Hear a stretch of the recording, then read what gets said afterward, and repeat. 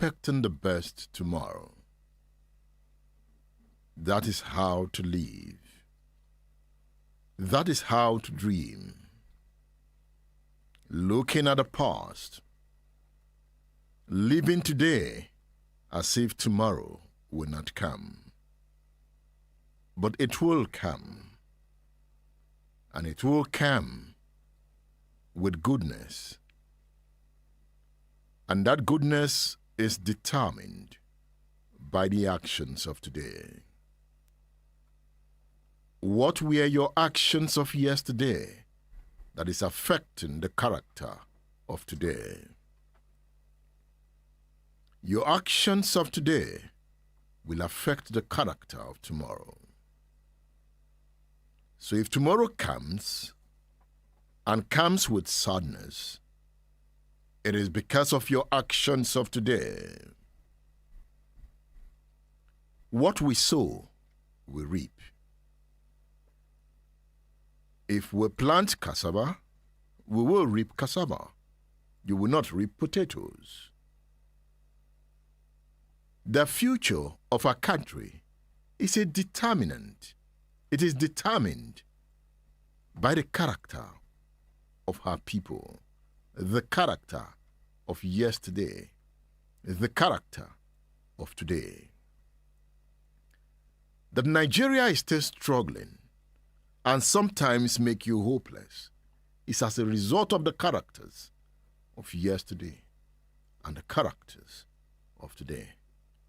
The reason on this show we dedicate a lot of time into looking at the past to understand the characters of yesterday, to shape the characters of today. The program is State Affairs on Splash 105.5 FM, the Integrity Station. I am Edmondo Pillow. Good morning.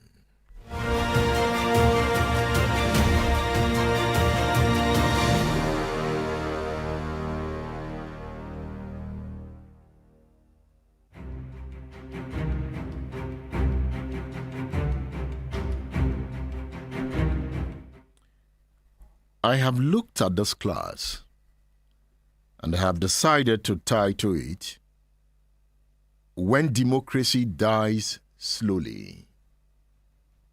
When Democracy Dies Slowly. And I got this title from the title of a book, How Democracies Die, What History Reveals About Our Future. A book written by Stephen Lavinsky and Daniel Ziblatt. I got the title from this book. If you're watching online, I'm showing you the book.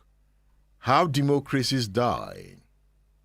You know, the governor of your state, Sheyi Makinde, had quoted from this book in one of his newsletters. He made reference to this book, How Democracies Die. What history reveals about our future.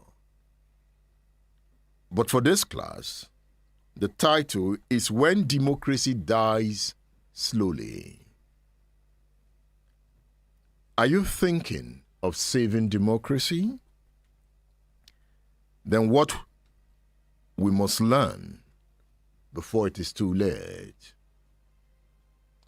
The world is tending towards autocracy. If you study world politics keenly, the world is tending towards autocracy, and it is connected to the rise of China and the resurgence of Russia, especially in Africa. These two countries have autocratic democracy in quote. The systems of this country are mostly dictatorial. Their kind of democracy is influencing world politics because China has risen to a world power. What happens is that when a world power emerges, the political and economic character of that world power begins to drive the agenda of the world. The rise of America was like the rise of American democracy. You see, Nigeria in 1979 adopted American democracy. It is connected to the rise of America. At that point, America began to sing democracy. If you want to partner with us, if you want to work with us, you must be democratic. So as China rises and Russia re-emerges, autocratic rule will be solidified in many parts of the world. So we are moving towards that time when we are talking about strong powers in a system. In that case, we can now talk about balance of power. There was balance of power when the United States and the Soviet Union were the two superpowers. So at that point, you could talk about the Warsaw Pact and NATO. That was balance of power. There was deterrence. With the fall of Russia or the fall of the Soviet Union, America became the only superpower. So we moved from a multipolar world to a one-world system. And when I say one-world system, it's not absolute, just because it is dominant. So as I speak, democracy is under attack, even in Nigeria. You can see what has happened in the West African sub-region in the last 3 years or 4 years. There's military governance in Mali. There's military governance in Burkina Faso. There is somewhat military governance in Chad. The military is still in charge in Guinea. Recently, the military leader of Gabon transformed into a democratically elected president. Democratically elected in quote. Because he grabbed the election. That is autocracy. If you go to Cameroon, Paul Biya is still there. He's an autocrat. So as we speak, in Niger, we have a military dictator. So Nigeria is surrounded by autocracy and dictatorship. It will affect the character of Nigerian leadership. When democracy dies slowly, let me tell you a story. It's about Dr. Okilo. Dr. Okilo is a political scientist. For over 2 decades, he has taught courses in comparative politics, constitutional governance, and democratic transitions. But lately, Dr. Okilo's lectures have grown quieter. His students often seem more cynical than curious, more resigned than hopeful. The country, it seems, is tired, and so is my lecturer friend, Dr. Okilo. Each evening after his classes, Dr. Okilo returns to his modest apartment and reads. These days, he is immersed in How Democracies Die, a book written by Stephen Levinsky and Daniel Ziblatt. His reading of the book is not an escape. For him, the book is a mirror held up to his country, Nigeria. What troubles Dr. Okilo is not just what he reads, but how familiar it feels. Dr. Okilo looks at this line from the book How Democracies Die. It reads, "Once a would-be authoritarian makes it to power, democracies face a second critical test. Will the autocratic leader subvert democratic institutions or be constrained by them. That is some lines from the book, How Democracies Die. Are you in class this morning? If you are not in class yet, please come to class. Don't be late to class this morning. There is a lot to learn. There is a lot to relearn. I want you to take note of these lines from the book How Democracies Die. I quote, "Once a would-be authoritarian makes it to power, democracies face a second critical test. Will the autocratic leader subvert democratic institutions or be constrained by them?" Remember, I'm telling you a story about the political scientist, Dr. Okilo. In Nigeria, Dr. Okilo fears that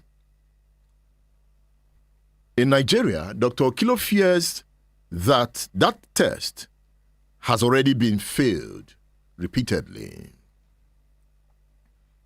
Across elections, he has seen ethnicity weaponized and votes bought in plain sight.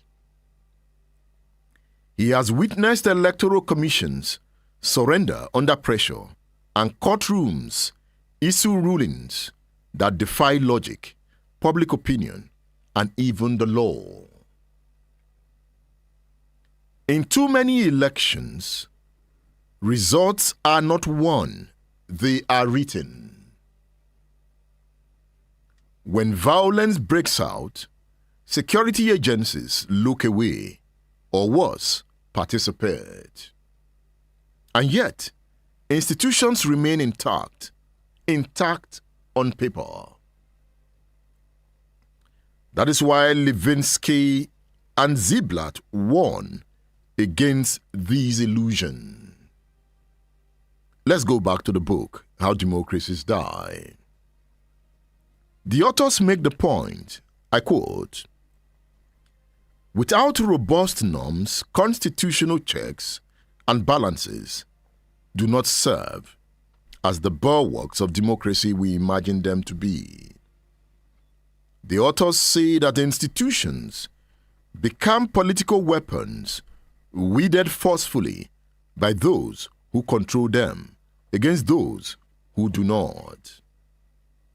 Are you in class this morning? It is a class of learners. The radio man is a learner in this class. But I want you to take note of this point in the book. It reads, "Institutions become political weapons wielded forcefully by those who control them against those who do not." Institutions like the police, the army, Independent National Electoral Commission. Those are examples of institutions. Economic and Financial Crimes Commission is another example of an institution. So while reading this passage of the book, Dr. Okilo is hot because it describes Nigeria with painful precision.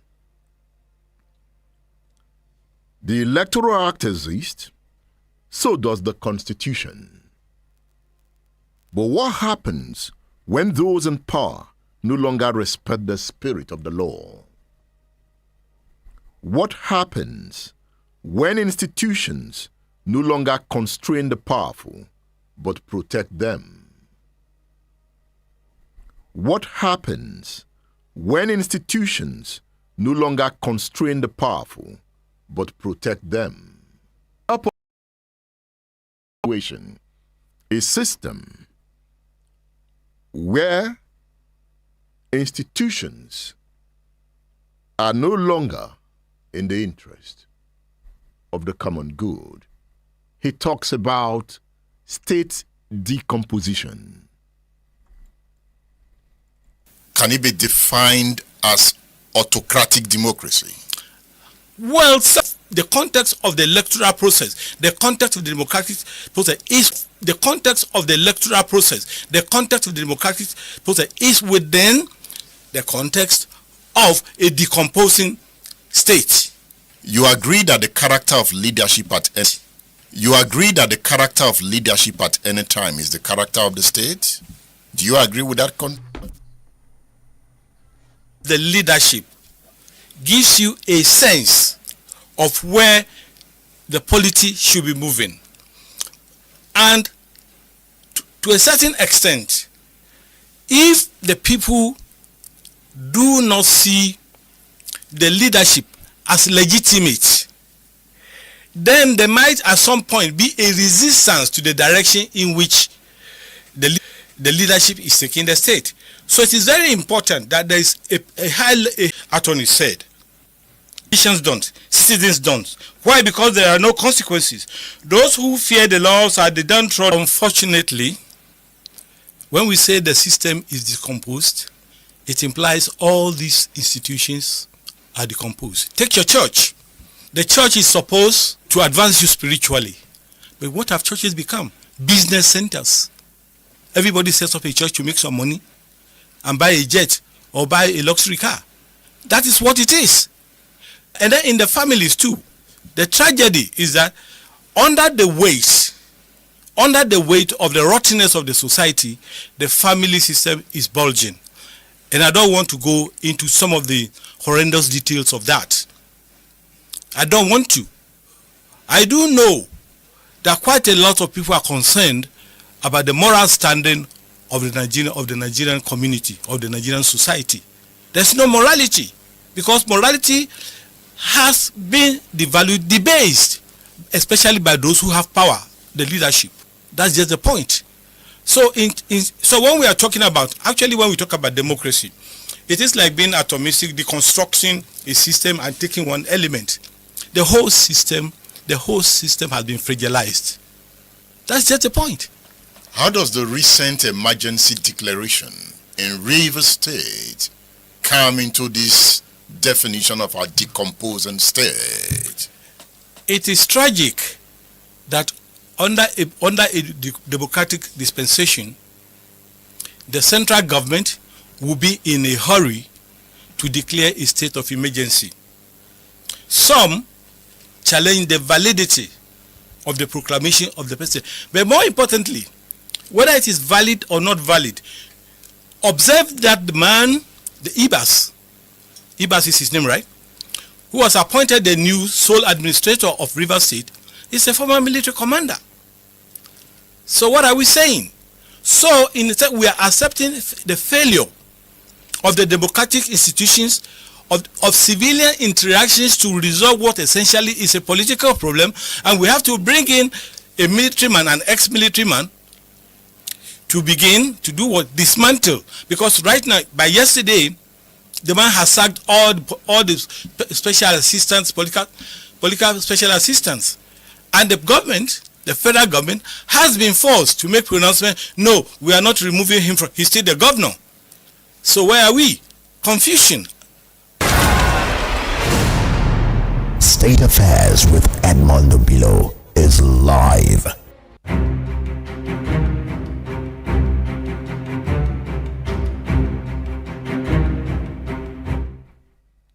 Professor Ademola Arauye talking about a decomposing state.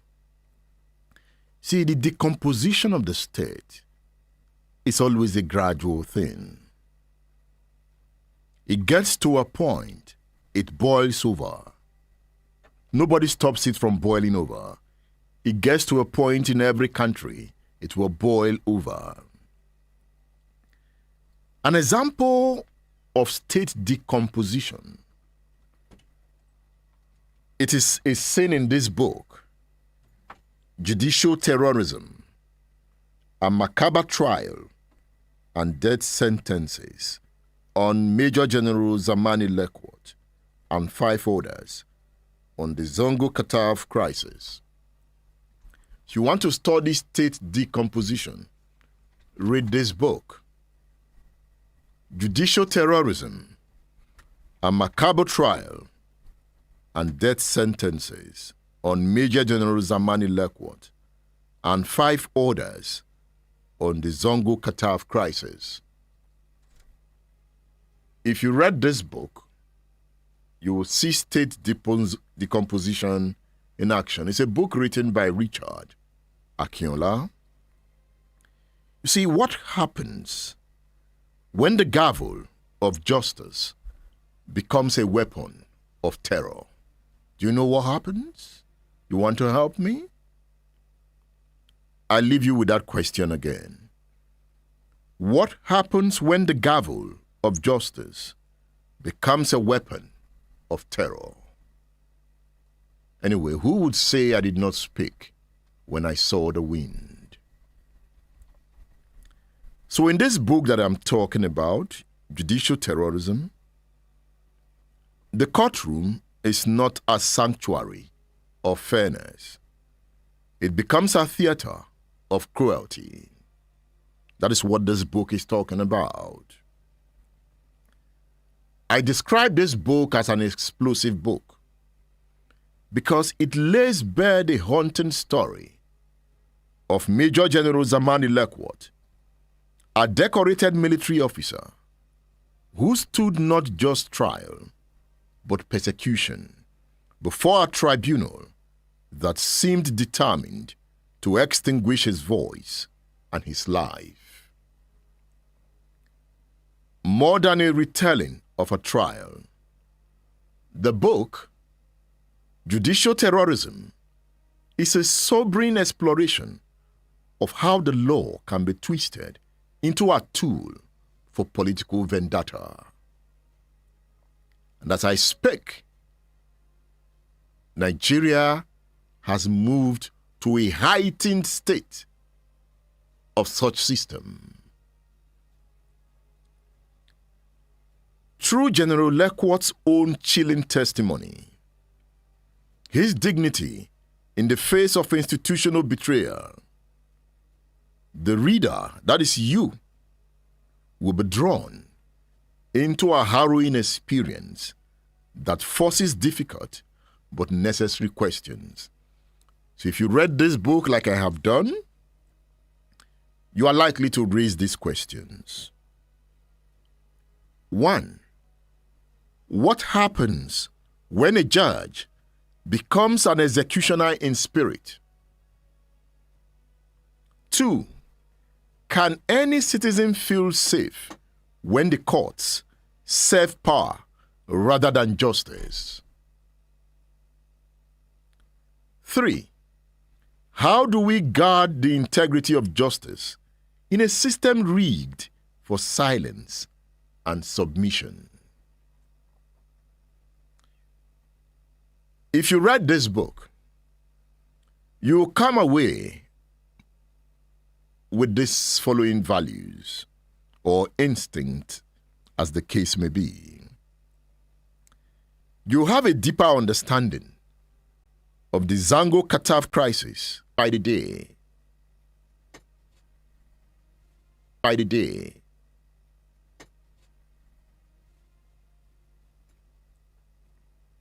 If you read this book, you will have a renewed appreciation for the importance of judicial independence and the catastrophic cost when it fails. If you read this book, you will have an emotional and intellectual connection with one man's quiet defiance against judicial tyranny.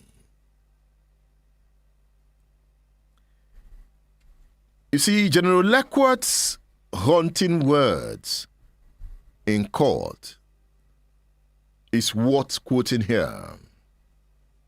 He tells the judge, "Obeying orders has been my professional duty for years, but I cannot, as a layman, without knowing the legal implication, start taking decisions." You You see, he made that statement after accusing the judge of bias. Why I love the book is not just the description of the author. It's like the author went into the archives, got all the documents and put them here for you to see, for you to read. Judicial terrorism. Some of these issues raised in the book force us to confront the uncomfortable truth. Justice can be weaponized, and its victims can be our nation's sons and daughters. Remember, in Nigeria today, it is more dangerous to steal a loaf of bread than to steal billions. If you want to go to prison, steal a loaf of bread. If you want to be celebrated, steal billions. Such a country is moving towards anarchy. It can be delayed, but it will come if the peoples don't wake up and say, no, we have to stop it. It is more dangerous in Nigeria to steal a loaf of bread or to steal a cock. Steal billions and be celebrated, and you become governor and senator. Such a country is moving towards chaos. In such a country, bandits will take over the forest. Soon, they will come to land. Watch out. It is Plateau crying. It is Benue crying. Zamfara is crying. It will go round. We will all cry. We will cry if we don't stop. It is the law. The character of the state determines the chaos of that state. It's not about prayers. It will get to the church. A relation called me yesterday, saying they've abandoned their village in Igbo land, that she was on the run, that people were attacked in the middle of the night. She sounded so desperate. She saw blood. She was crying on the phone. She doesn't know where to run to. She wants succor. It's not just her. It is happening around the country. If you care about justice, if you value human dignity, if you want to understand Nigeria's fragile democracy, this book, Judicial Terrorism, is for you. If you are interested in a copy, you can order it through my WhatsApp number, 080 999 18449. If you are interested in a copy, order it through my WhatsApp number, 080 999 18449. You can also get it. Order it on udarabooks.com. udarabooks.com. The program is State Affairs on Splash 105.5 FM, the Integrity Station.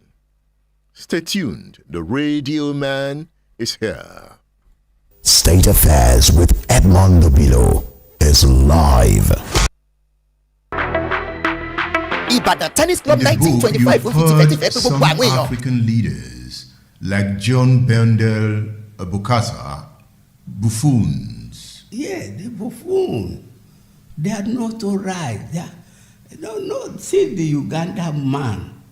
Idi Amin. Hey, look at, they are not all right. In civilized places, they could not be local government head or chairman. So we put the wrong people in the apex position. And the thing is so confused. They sideline the accurately intelligent people. You see, we enthrone mediocres. As it's because of our system. We generally ascribe status, Africans, blacks, we attach importance to it. If you are a child of a natural ruler, a king or something, they assume that you are okay. But the white man and the Mongolian race, the Asians, what they do is to make sure that you achieve status.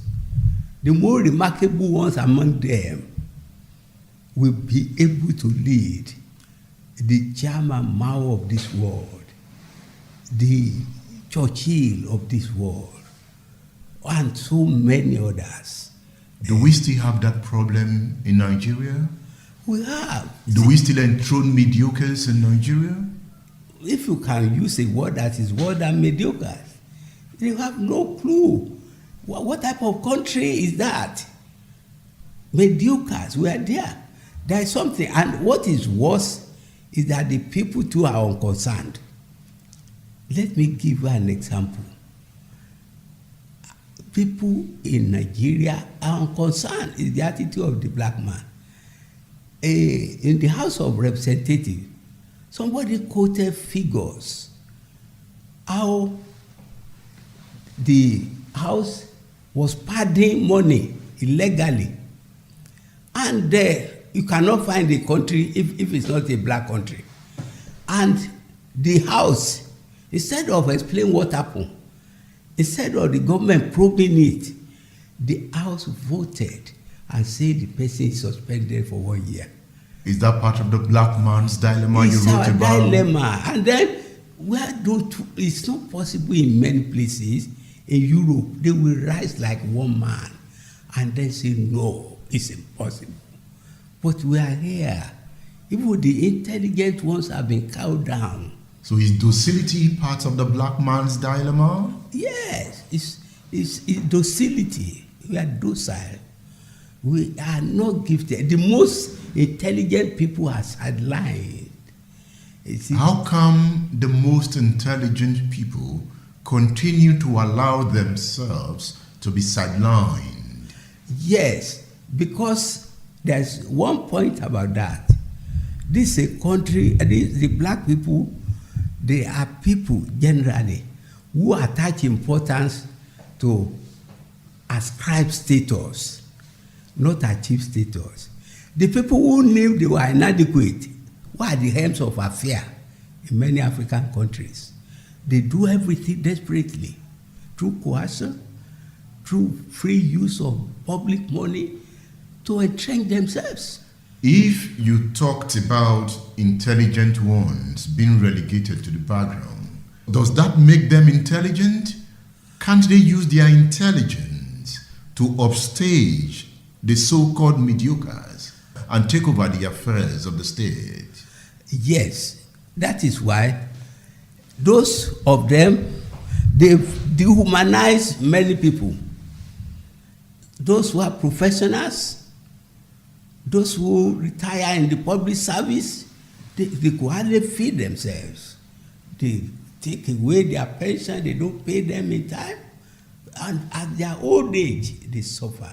But the Linkwayus that you have mentioned Yes. as inspirational leaders were leaders who took advantage of their intelligence, then deployed their intelligence to run in the state. How come in the case of Africa, we always find excuses for the so-called intelligentsias? Now, I think the situation will change. Why it will change is this. Those clever people, those intelligent people, those with vision, they've been driven to the wall. We will round off this interview by looking at a comment from one of your friends, Totai Solari, who prophetically wrote in one of his articles in his weekly Nigerian Tribune column, The State of the Nation. He wrote this on January 11th, 1982. Tai says, however, 5 years delay before my review of this book is nothing, as Black Man's Dilemma is going to be hotly debated for the next 25 years at least by those black Africans and their European sympathizers who earned their professional chairs by what we have, truism of the tremendous contributions of the black African to the world culture and civilization. Interestingly, the book is still widely debated 42 years after it was published in 1976. What a feat. Huh? Well, I used to tell people that it is the divine grace of God. It's the Holy Spirit that gave the idea to me in 1962 as an undergraduate of the then University College Ibadan. And so many people, my lecturer, Professor Sierudre, when I went to Budu Katuran to write the first 3 chapters, he asked me what I was doing. And I told him the synopsis of the book. Then he called his wife. What have we been debating and talking about for the past 10 years? He said it's the plight of the black man in the world. I just thank God that he gave me the idea. But why the relevance of the book now is that Nigeria, I continue to say it, the most thickly populated black country on earth and one of the richest country on Mother Earth, has no clue on anything. We have the largest percentage of illiterate children, 70% in abject poverty, basic needs of life, electricity, water, drinkable water, good roads, essential, basic thing in hospitals. Nigerians lack it, which means something is wrong with the black race. How can the biggest, the most thickly populated black country on earth be as useless? Yes, because there's one point about that. This is a country, the black people, they are people generally who attach importance to ascribe status, not achieve status. The people who knew they were inadequate, who are the helms of affair in many African countries, they do everything desperately through coercion, through free use of public money to entrench themselves. If you talked about intelligent ones being relegated to the background, does that make them intelligent? Can't they use their intelligence to upstage the so-called mediocres and take over the affairs of the state? Yes, that is why those of them, they dehumanize many people. Those who are professionals, those who retire in the public service, they could hardly feed themselves. They take away their pension, they don't pay them in time, and at their old age, they suffer. But the Linkwayus that you have mentioned, yes, as inspirational leaders were leaders who took advantage of their intelligence, then deployed their intelligence to run in the state. How come in the case of Africa, we always find excuses for the so-called intelligentias? Now, I think the situation will change.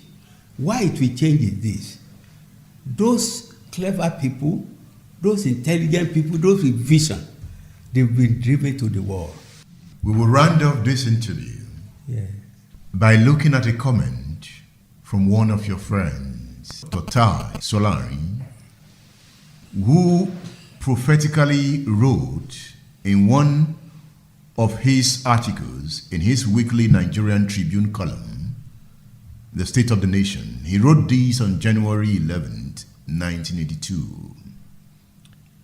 Ties beated for the 6th.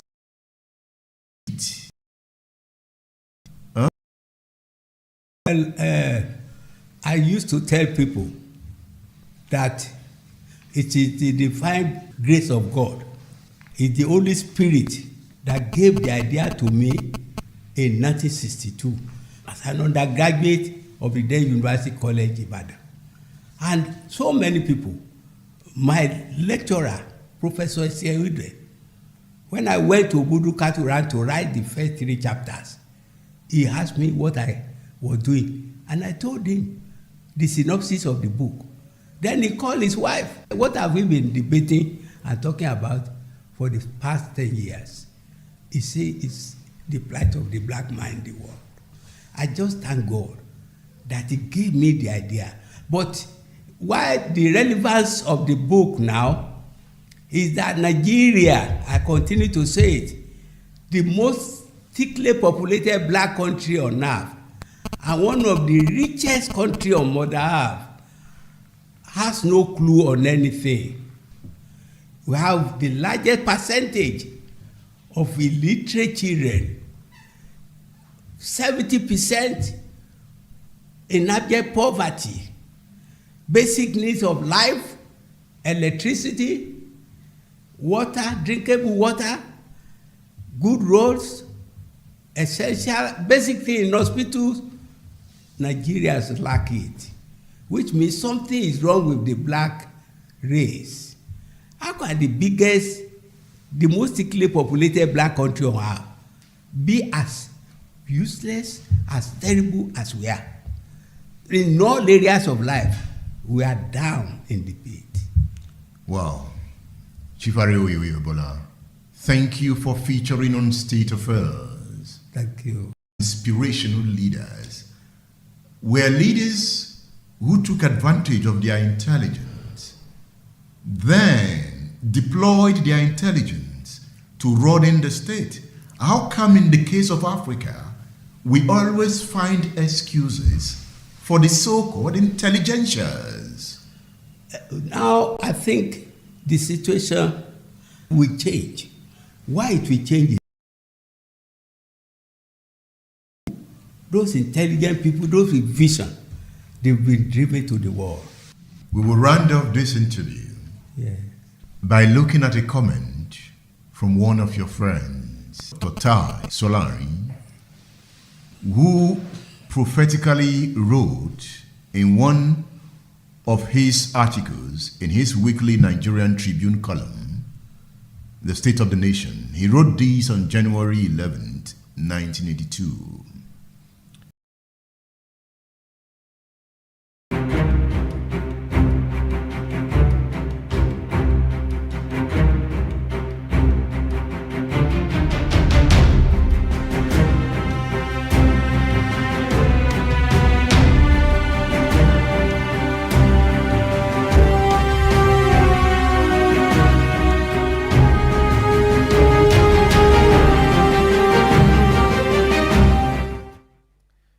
The program is State Affairs on Splash 105.5 FM, the Integrity Station.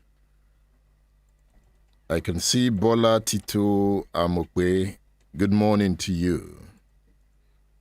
Abiodun Festus, good morning. Tokwe Omotunde, good morning to you.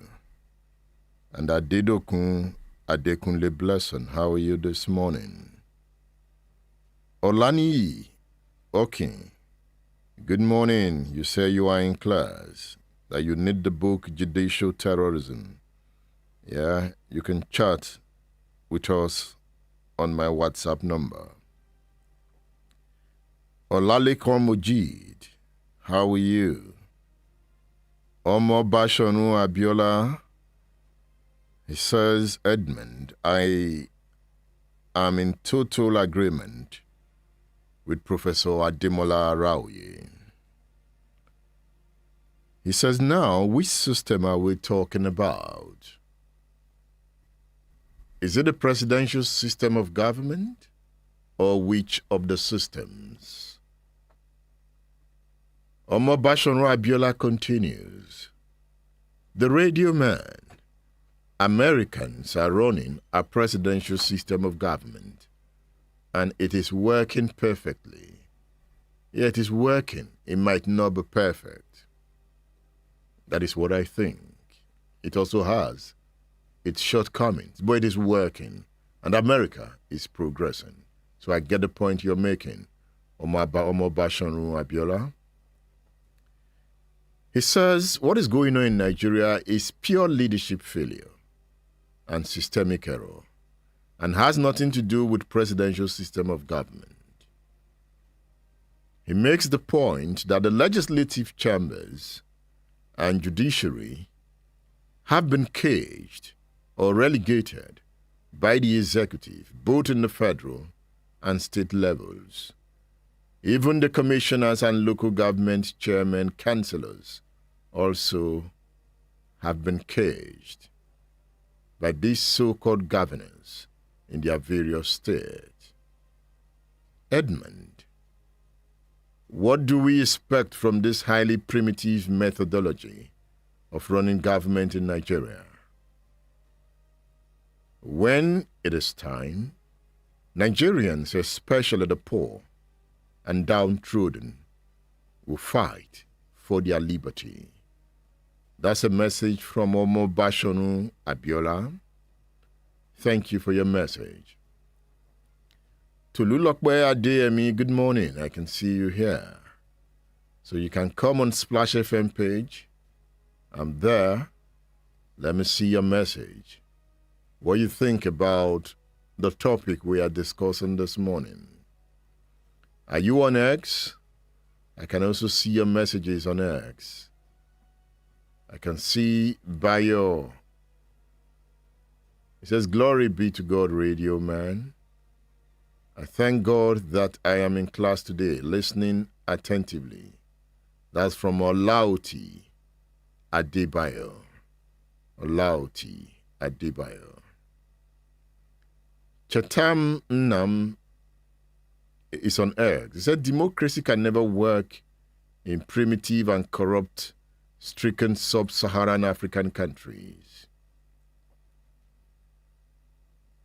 Lanista Aspiration says the idea that democracy is dying is a dangerous narrative used by the media to manipulate and damage the system. Why democracy is the best form of government? It faces its own challenges. For example, how can a convicted felon potentially become the president of the world's greatest country? Lanista Aspiration says in Nigeria, the main issue is that democracy hasn't evolved and political parties are more focused on power grabs than on embracing idealism. The Nigerian public also lacks awareness, as both the media and political elites are already talking about the 2027 elections, instead of advocating for constitutional and electoral reforms following the 2023 election. Lanista says, Edmund, democracy is functioning in many parts of the world, albeit imperfectly, but it remains the best form of government. However, if our society and system refuse to let democracy evolve, we'll continue to face the same complaint. That message is from Lanista Aspiration on X. Wasiu Oseni says, when there is selective prosecution, we are no longer in democracy and independence of institutions. EFCC arrests Yahoo boys easily and Bobrisky, but turn blind eye to Tompolo and politicians stealing billions. Who is Tompolo again? Oh, the man in the Niger Delta. Has he committed any crime? All right, the government will tell. Olani Isam Legend Baba says, why must we take democracy hook, line, and sinker? Can't we domesticate it and sieve out what is not needed and domesticate the ones that fit our system? Olani Isam, have we not domesticated it? What we are practicing at the moment, is it not domesticated democracy, our form of democracy, where you can buy election, where you can use government power and rig an election, where the loser becomes the winner, where the Supreme Court can announce you a winner, even when you came third or fourth in the election? That's our domestic kind of democracy. We've already domesticated it. And we are saying that domesticated one is not working. What we are practicing here, is that what is practiced in America?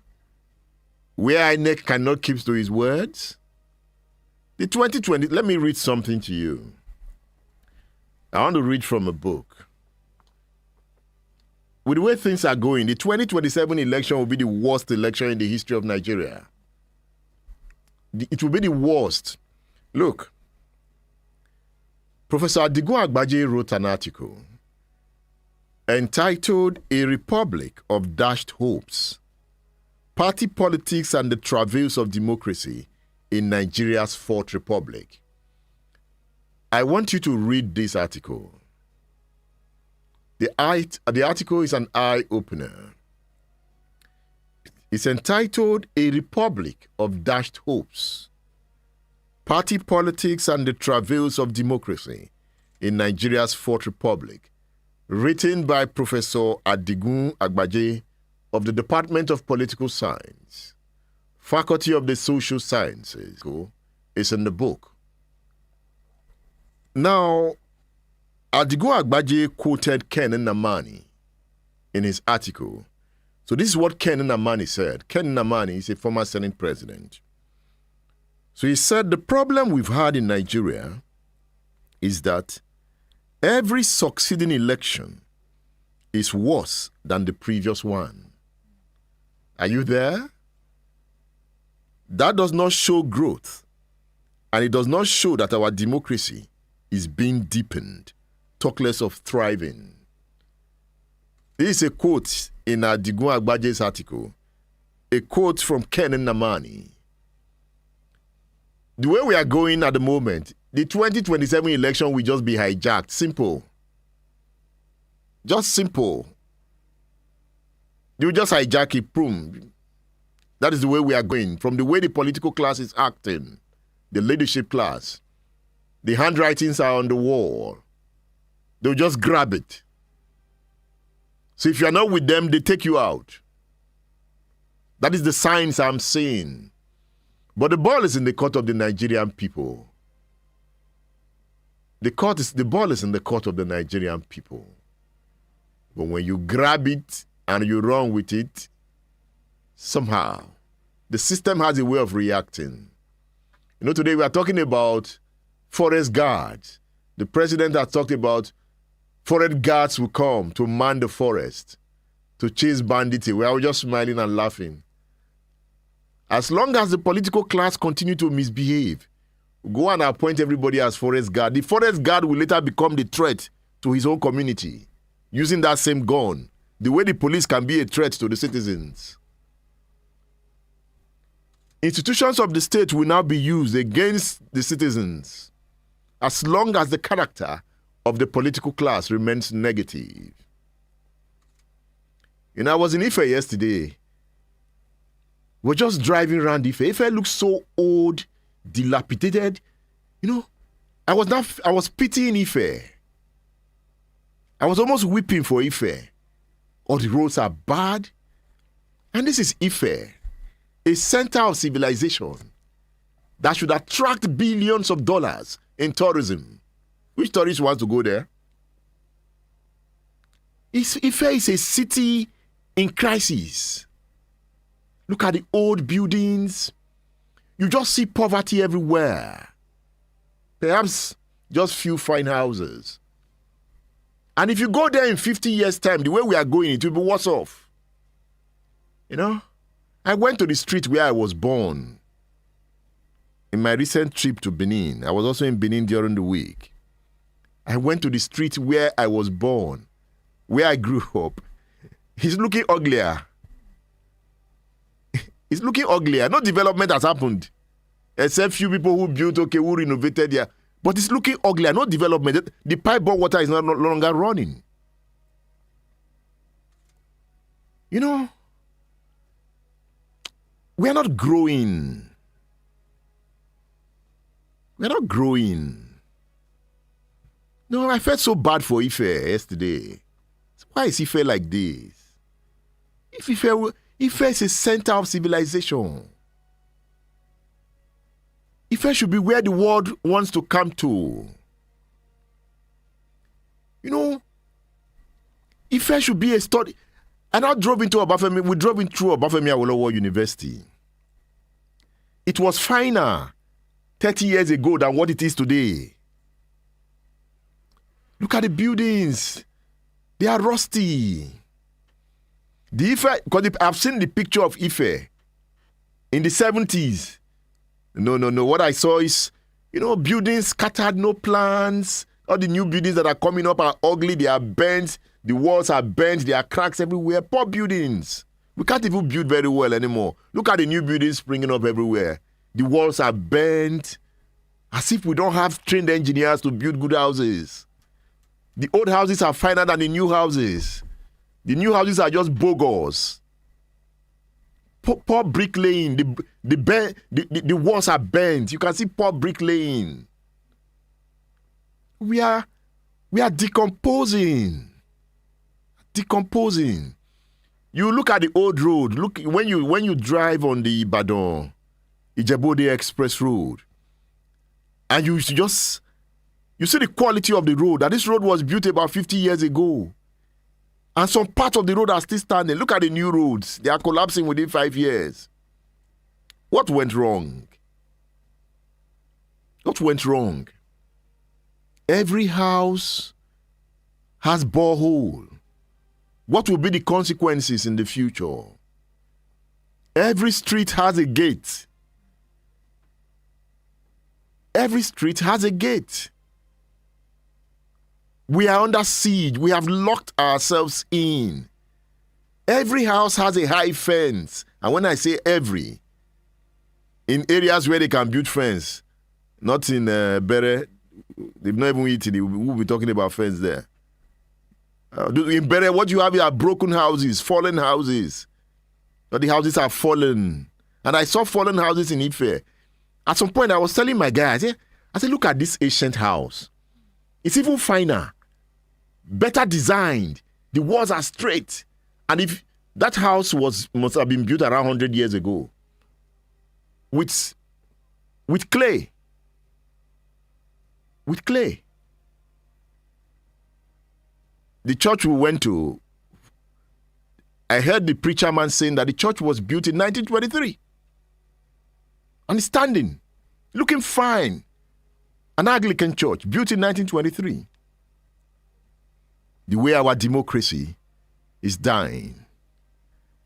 It is being hijacked and destroyed. So a republic of dashed hopes, party politics, and the travails of democracy in Nigeria's Fourth Republic is one article you should read. Written by Professor Adigun Agbaje. It is in the book Democracy and Nigeria's Fourth Republic, edited by Wale Adebanwi.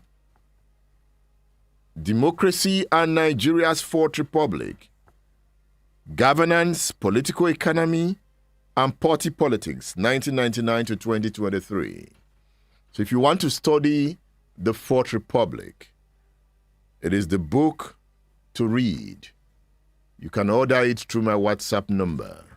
That is 080 18449. I was talking about Dr. Okilo's story. Dr. Okilo, how democracy dies. Now, in Nigeria today, Dr. Okilo believes is not under a traditional dictatorship. That is Dr. Okilo's belief, that Nigeria of the moment is not under a traditional dictatorship. It might be under a dictatorship, but not traditional dictatorship. So get the point clear.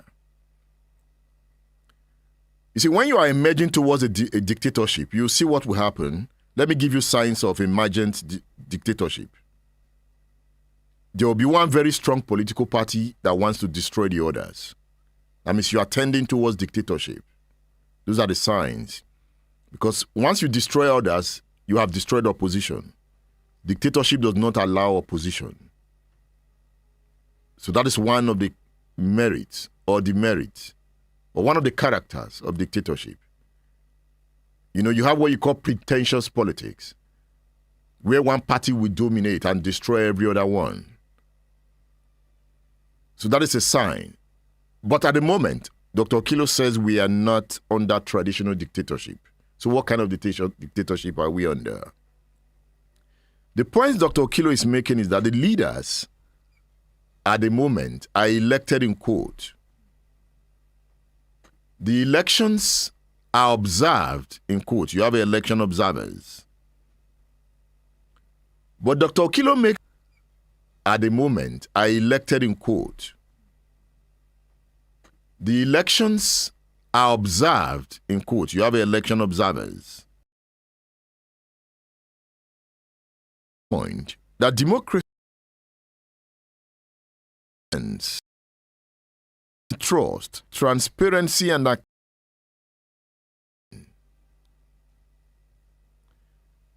the most dangerous part, the bleeding is quiet, the bleeding is legal, and the bleeding is being celebrated in some quarters.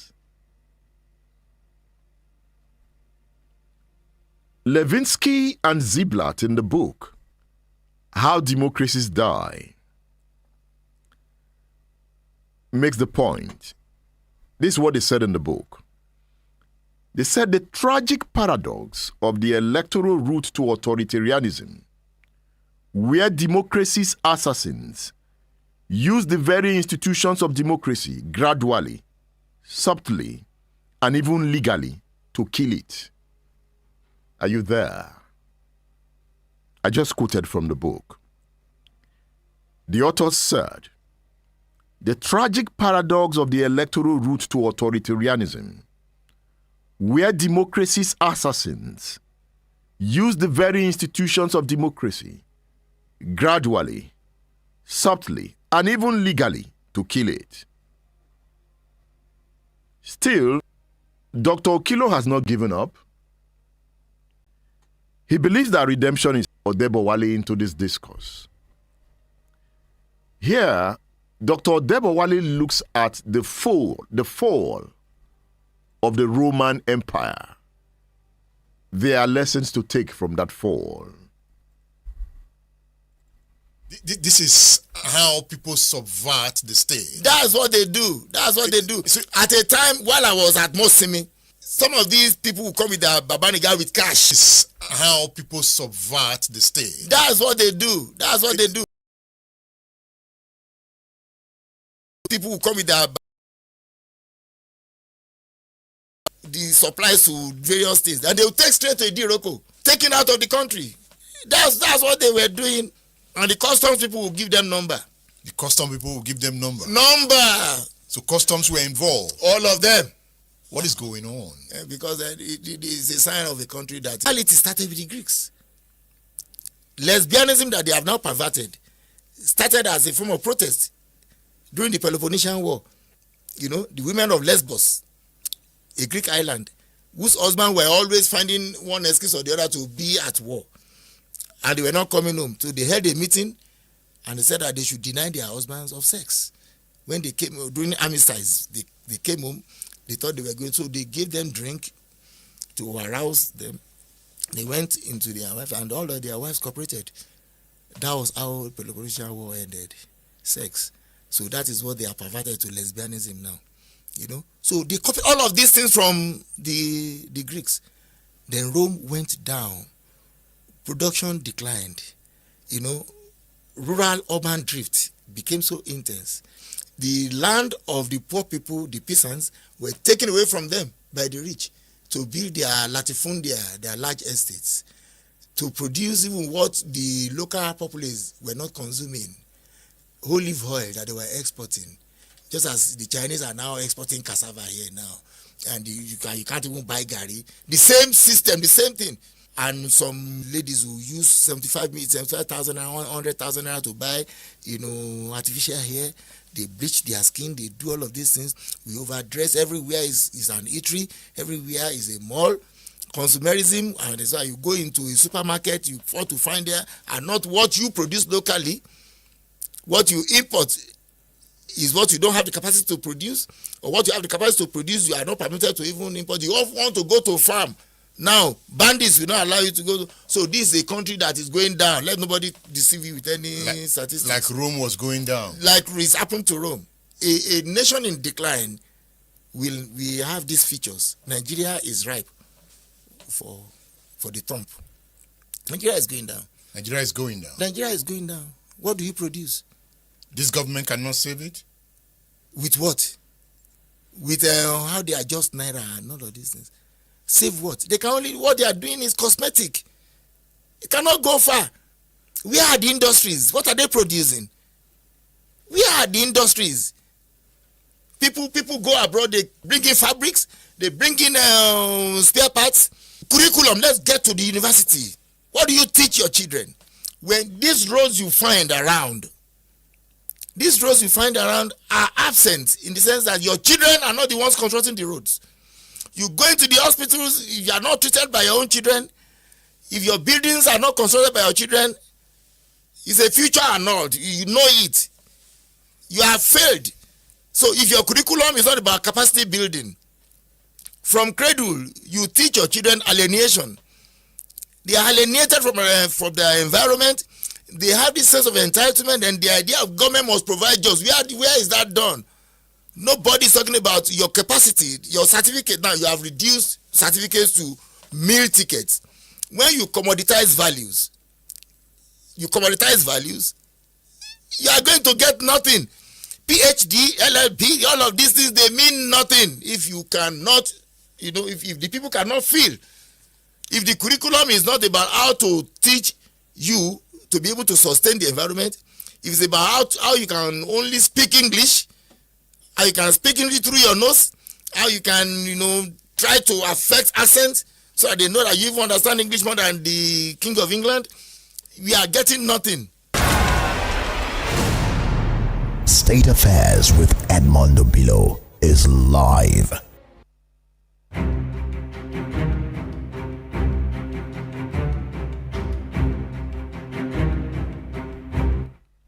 That is Dr. Doni Odebowale.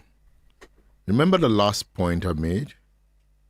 That if we want to change the system, we must cultivate new culture and conscience.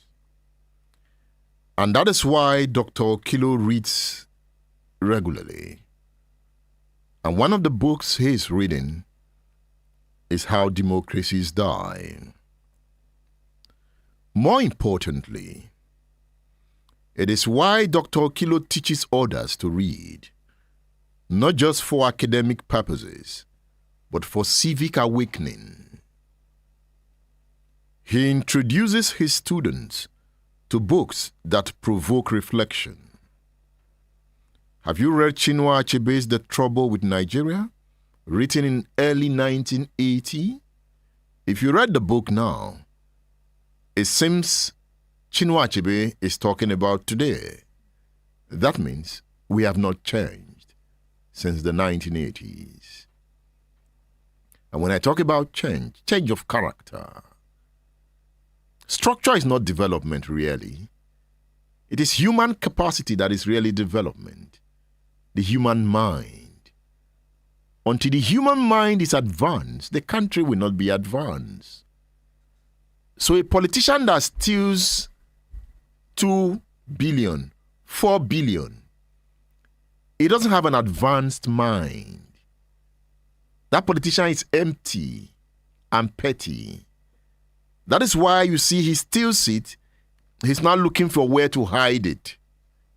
He can't use it. What do you want to do with it? What do you want to buy? What house do you want to build? How many cars do you want to ride? So the only thing you can do when you steal that money is to make you restless. You hide it. You begin to behave abnormally because you want to spend that money by all means. What you ought to buy for 2 naira, you will buy it for 2,000 naira. You want to conquer. You begin to misbehave. You look for who to buy guns for so that you begin to terrorize the society and terrorize your people. It is the bane of underdevelopment. When a man steals 80 billion meant for infrastructure, meant for road and health system, that person is not advanced in thought. But the person is a madman. It can only be madness to do such. So you have madness as governance in Nigeria. And you can see the consequences. The people grow poorer, while a few hijack the system. There's always consequences for it.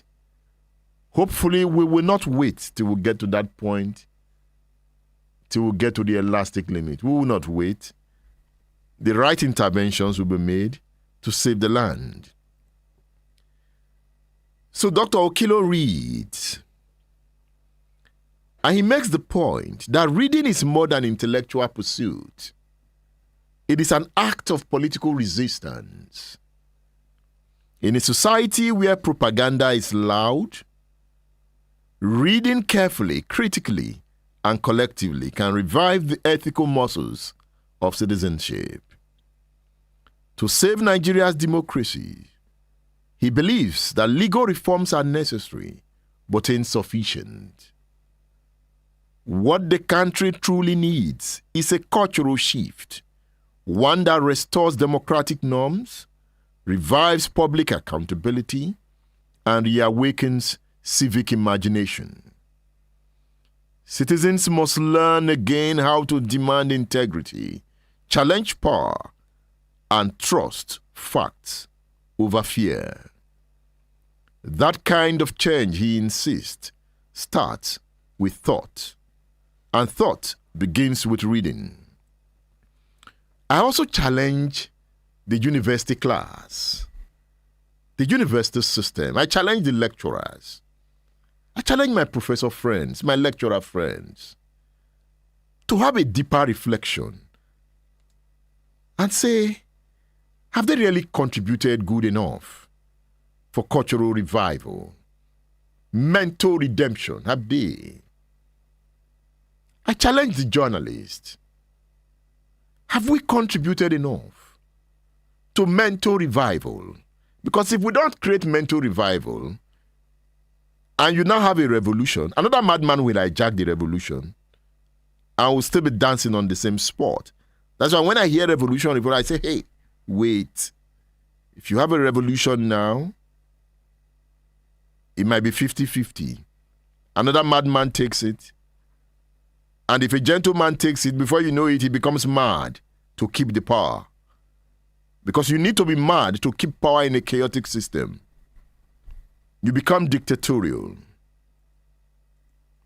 So we need mental revival. Dr. Dunyonde Bowale was talking about the curriculum, our system of learning. What do we teach our children?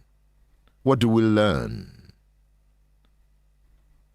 You see, the kind of change Dr. Okilo is talking about starts with thought. And thought is the work of thinking. Men like Awolowo was a thinker. Awolowo was thinking. Who is thinking? We need thinkers. Where are the thinkers? Awolowo was thinking. Who is thinking? Let's listen to Awo. You know, he talks about those he writes for and the kind of society he wants. Any of them can go. Listen to Awo. I must warn that I have written only for those Nigerians who are prepared to learn, to study, to make painstaking research, to absorb prejudices, and to think systematically and constructively.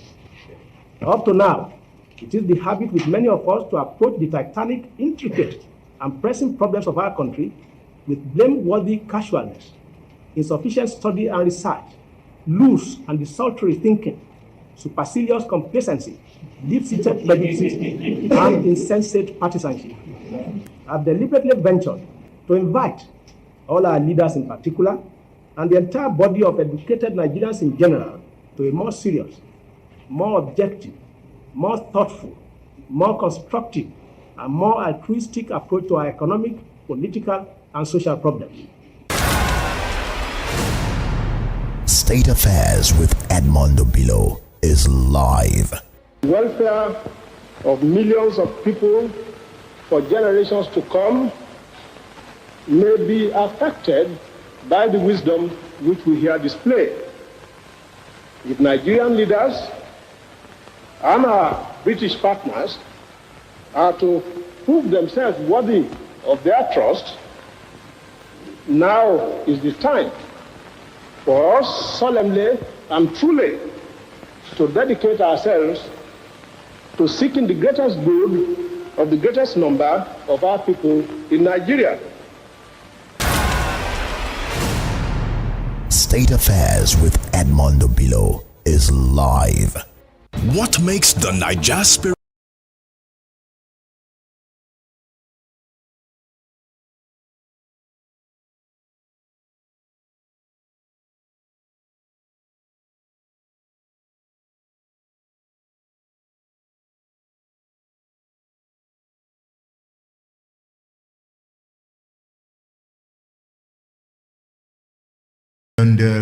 Bukasa, buffoons? Yeah, the buffoon.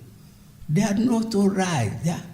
No, see the Uganda man. Idi Amin. Look at, they are not all right. In civilized places, they could not be local government head or chairman. So we put the wrong people in the apex position. And the thing is so confused. They sideline the accurately intelligent people. You see, we enthrone mediocres. As it's because of our system. We generally ascribe status, Africans, blacks, we attach importance to it. If you are a child of a natural ruler, a king or something, they assume that you are okay. But the white man and the Mongolian race, the Asians, what they do is to make sure that you achieve status.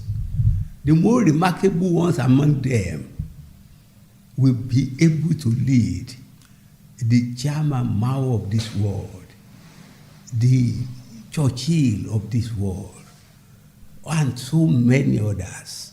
Do we still have that problem in Nigeria? We have. Do we still enthrone mediocres in Nigeria? If you can use a word that is worse than mediocres, you have no clue. What type of country is that? Mediocres, we are there. There is something, and what is worse is that the people too are unconcerned. Let me give you an example. People in Nigeria are unconcerned. It's the attitude of the black man. In the House of Representatives, somebody quoted figures how the House was padding money illegally, and you cannot find a country if it's not a black country. And the House, instead of explaining what happened, instead of the government probing it, the House voted and said the person is suspended for 1 year. Is that part of the black man's dilemma you wrote about? It's our dilemma. And then, it's not possible in many places.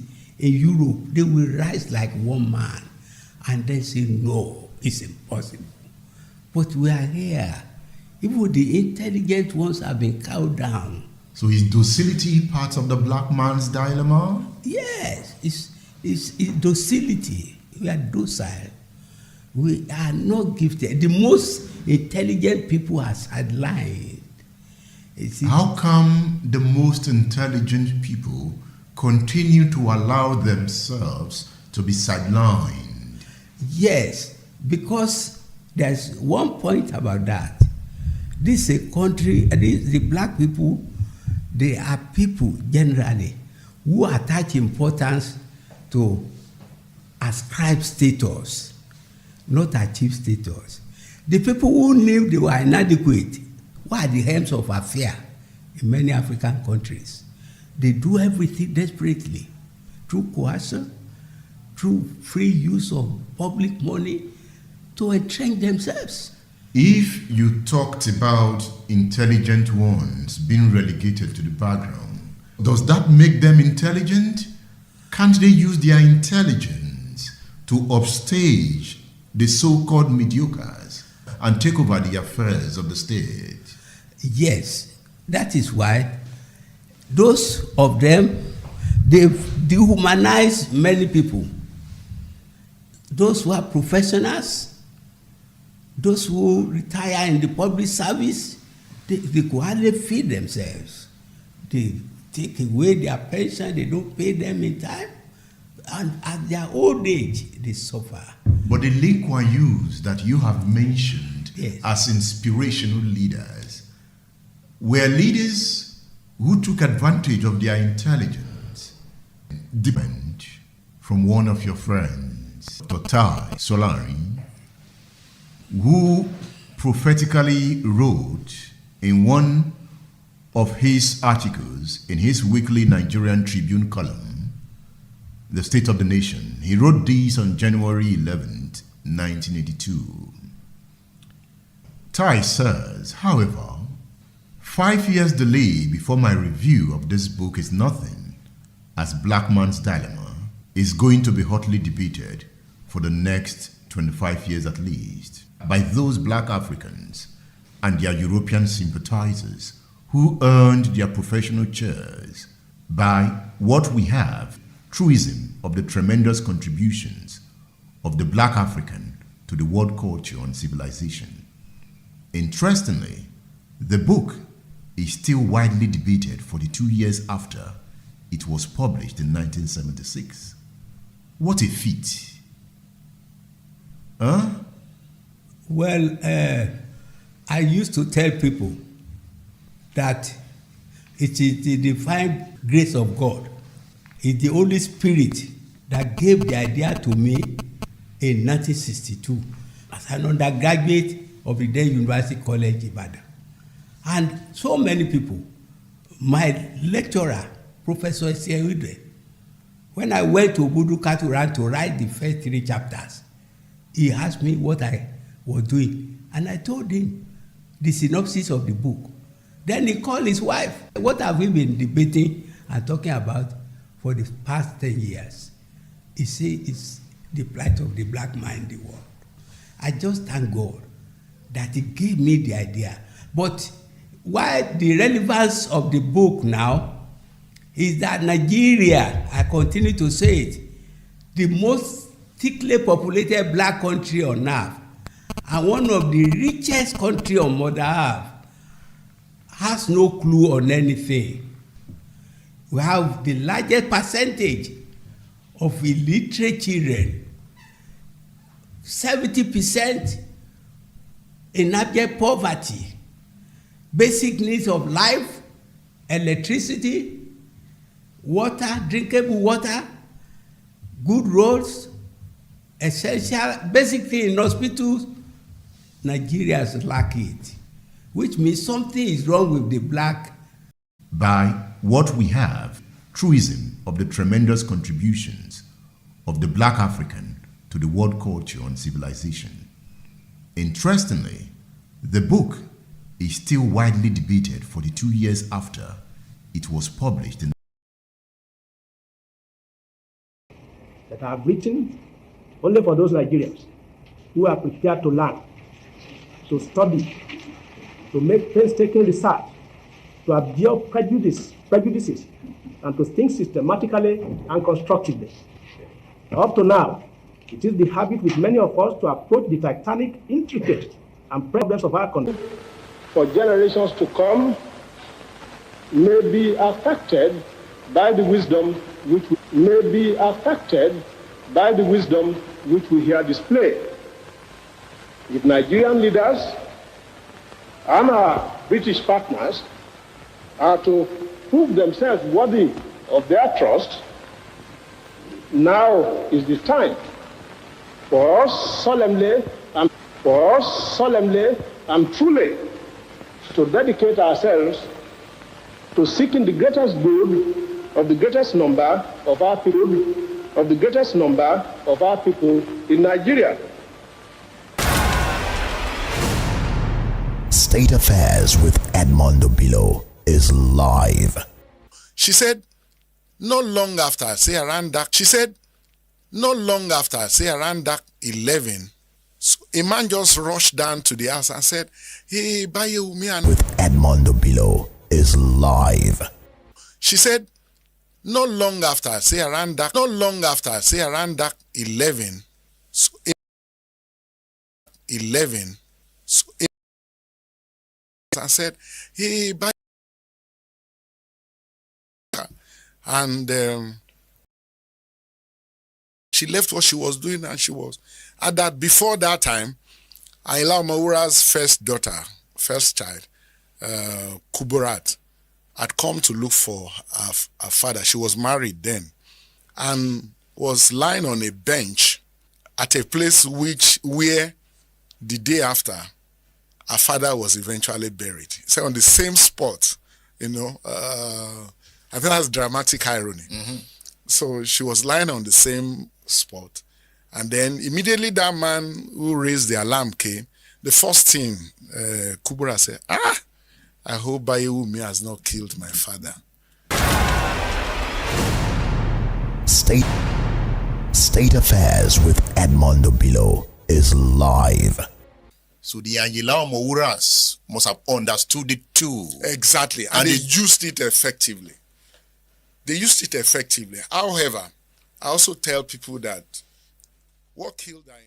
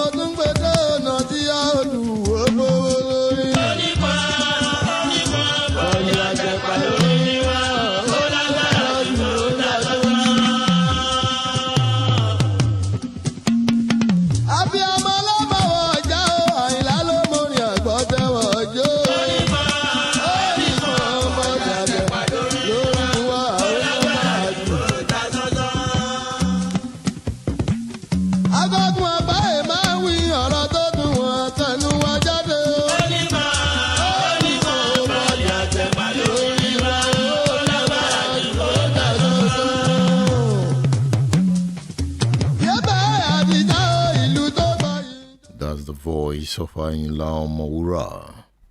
Music is more than sound. Music is the whisper of the soul. Music is the rhythm of the heart, the bridge between chaos and harmony. Music teaches without words. Music teaches with words. Music heals without touch. Music unites without force. In its melody, we'll find education. In its beat, we'll find a book written by Dr. Festus Adedayo. Look at the book here. Have you read this book? Order your copy on udarabooks.com. It is the story of Ayinla Mura. You see, Festus Adedayo in the book described Ayinla Mura as the most evocative musician who sang in Yoruba language. Festus used the repertorial narrative in telling the story of Ayinla Mura in his book. His name is Ayinla Waidi Yusuf. At the beginning, he appealed mainly to the lowly class of artisans, many of whom were illiterate. He sang the praises of bricklayers, butchers. Ayinla Mura is the man we are talking about. His father was nicknamed Bobolowo. He was a blacksmith. He was a hustler. Ayinla Mura never had formal education, but he was locally intelligent, vibrantly intelligent. In fact, he was educated informally. He started out working in his father's smithy. Ayinla Mura worked as a driver, a butcher, a carpenter, and a bus park boy before venturing into music.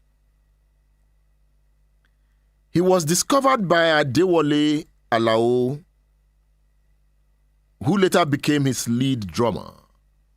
So the drum is Akpala. Akpala is the drum. It is the story of Ayinla Mura. He feuded with musicians like Haruna Ishola, Ayinde Barrister, Fatai Olowonyo, Yusuf Olatunji, and Dauda Ekpo Akara. He fought with all of them. That was music as a fight for supremacy. When he was alive, Ayinla Mura had quick temper. He engaged in marijuana and physical altercations. Remember, he was unlettered. But he was lettered in the traditional sense. Not by writing letters, but by speaking letters. He was enlightened about current events. He had a command of puns, proverbs, innuendos, and metaphors. Ayinla Mura was a social commentator. He was a moral instructor. He sang about government policies and the reactions of the masses.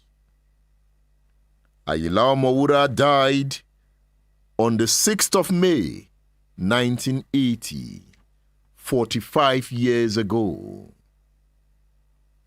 That was when he died. Bayewumi will kill me, he said. Bayewumi will kill me. The Festus Adedayo interview on State Affairs. Ayinla Muras must have understood it too. Exactly, and they used it effectively. However, I also tell people that what killed Ayinla Mura wasn't because he was steeped in traditional metaphysics. What killed him was, if you read this book, of course, I dedicated a chapter to his death. And as I said, I did what an anthropologist will do. And I went ahead to also give it a reportorial slant. Of course, different versions, the ones that were contradictory, I pointed out the contradictions, and then I held on to what I felt was logical. People had so many theories about why he died. And the one I found very, very instructive was the one given by a woman called Iyagba. I interviewed the woman for hours in Abeokuta. In fact, she was indisposed that time. She had an injury on her leg. So she was lying on a mat while we did the interview. She was in fact, Ayinla sang her praises in his songs. She had a child for him. That boy, of course, the traditional mark, the tribal marks that every firstborn of Ayinla, must have. That boy had it on his cheeks. So the woman told me that, and it was astounding. She said she would not agree that it was Fatai Bayewumi who killed her husband. Her husband. I said, how do you mean, madam? He said, in fact, she began by saying, Astagfirullah, that God forgive me. I don't believe it was Bayewumi who killed Ayinla Mura. I said, how do you mean? He said, Ayinla knew he was going to die. I said, how did you mean? He said, about 3 different groups came to him weeks before he died and told him that they saw vision that week that he died, he should be extra careful. He said there was a group from the north that met him and told him that from what they saw, visions that were unimpeachable, pointed to the fact that his death was nigh and that it could be avoided if he did some sacrifices. Ayinla Mura thanked him. And the people told him that their own part of the sacrifice, they would do it. The woman told me that Ayinla Mura never did the sacrifice until he died. So some other groups in Abeokuta came to him. They foresaw that danger loomed ahead. In fact, I was also told that his spiritual advisor, Agbejapa Oba, it was Agbejapa. He was the priest of Ijapa Oba. Although later he called him Ayinla Agbejapa Igbure. He was a priest of Oba. But later, the Igbure people said that, look, he wasn't an Oba priest. He should actually be a priest of Igbure. So, Ayinla Agbejapa Igbure also foresaw that death was lurking around Ayinla Mura. And they said that some also told him never to fight anybody. That if he fought anybody, the person could die or that he would die. He was also quick-tempered. He was extremely quick-tempered. In fact, his brother, Dauda Ekpuakara, were latter days revelation when Ayinla Mura died. And Dauda Ekpuakara wanted to take over. There was a contest between him and Ayinla's son, Akim, on who would take over Ayinla Mura's band. Dauda, from my interviews, used to tell people that, look, do you know how many slaps I suffered from him? Because Dauda was a little bit educated. He was the secretary of the band. He would sit behind him. So he would be reading from the names that needed to whose praises he needed to sing. So he would whisper the names to Ayinla Mura and he would sing, those names out as praise singing. If Dauda made any mistake, he said he received so many slaps, dirty slaps from Ayinla Mura. So as I was saying, so all these revelations, Ayinla never cared to do his own part of the sacrifices. And then on the day that he died, it was obvious that he was on the path of a tragedy. If you look at witnesses, what they said about him, as if he was also moving towards death. I was told that on that morning, he went to visit Agbejapa Oba, to look at the concussion, to see the concussion that Agbejapa Oba was preparing for him. And one of the children of Agbejapa Oba I interviewed said, immediately Ayinla left his father that morning, his father started crying. And he was crying inconsolably, saying that Ayinla Mura was gone. Why did Ayinla leave? He was supposed to take that concussion. Yes, what he said was that he was going to visit his wife, maybe I think Ramota.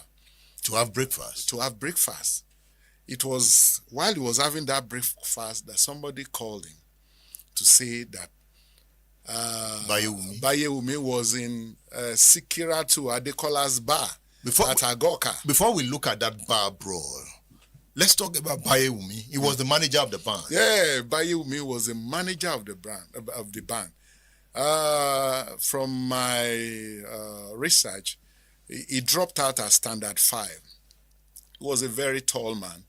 He was about 6 feet 2 or 3 inches. He used to have, there was this way of barbing, that they would part the hair aside. He had parting, so they could call it parting those days. Had parting, was handsome, tall, a ladies' man. His father was a sanitary inspector. I think it was his grandfather. Grandfather was a sanitary inspector in Abeokuta, was well respected.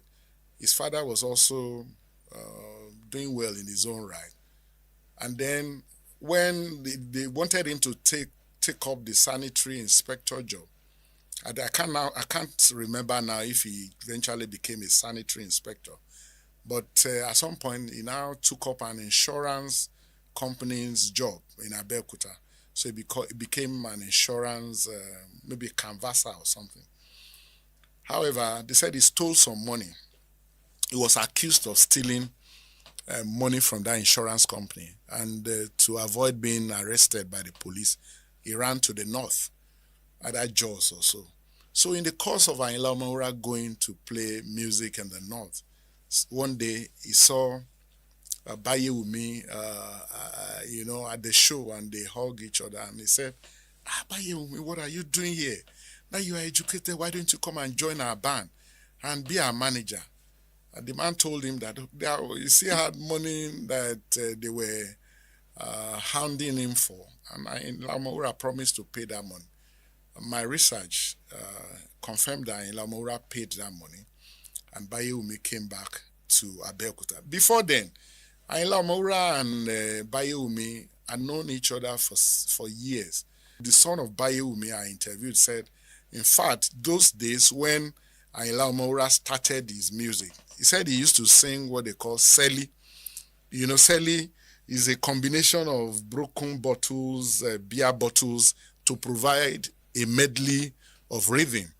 So they will be serenading, rich men who were having nice time at beer parlor or in their house. They are gathered, those rich men gathered, drinking, eating, meat. So Ayinla Mura will come and be serenading them. That was what the son of Bayewumi told me. And that, in fact, the son alleged that the first damask agbada that Ayinla Mura was wearing, that was used as the cover picture of his album, that it was his father who gave Ayinla Mura that clothes. So Bayewumi came and became the manager of Ayinla Mura's band and brought a lot of innovations. If you wanted to invite Ayinla Mura to a gig, you will pay. Bayewumi was the one you meet as the manager. He will tell you what the band needed, the money you needed to pay. But along the line, accusations started flying that Bayewumi was not remitting the money to the pocket of the band. And that on many occasions, the second day after a show that was built to take place, the owners of the show who paid money to Bayewumi and Ayinla Mura didn't honor the shows, who come, to demand their money, and Ayinla Mura had to refund the money. So that spat began to brew between Ayinla Mura and Bayewumi. But there was no doubt, doubting the fact that it was the closest to Ayinla Mura, brought innovations to the band. There was a particular day which I got confirmation about from different sources. I got the confirmation from Adewale Oniluola, Ayinla Mura's lead drummer. There was also a nephew of Ayinla Mura who I interviewed, who in fact told me that he was the custodian of Ayinla Mura's bags of Indian hemp. I also got confirmation of it from Ayinla's wife I spoke to you about, Iyagba. They said rehearsals were always on Thursdays in Ayinla Mura's house at Itoko, Ileloja in Itoko. And that this particular day after rehearsal, they sat in Ayinla Mura's sitting room. And Ayinla Mura said that one of you will kill me. Like Jesus Christ. Like Jesus Christ. One of you will betray me. One of you will betray me and kill me. Baba Adewale Oniluola, who was about 90-something around that time when I interviewed him, said he was astounded, and he said, Ayinla, what nonsense is this about you dying? What could... And Ayinla Mura told him that he meant what he said, that one of you will kill me. And then Adewale Oniluola now said, the way we say it in Yoruba land, be a maybe. Is it me who will kill you?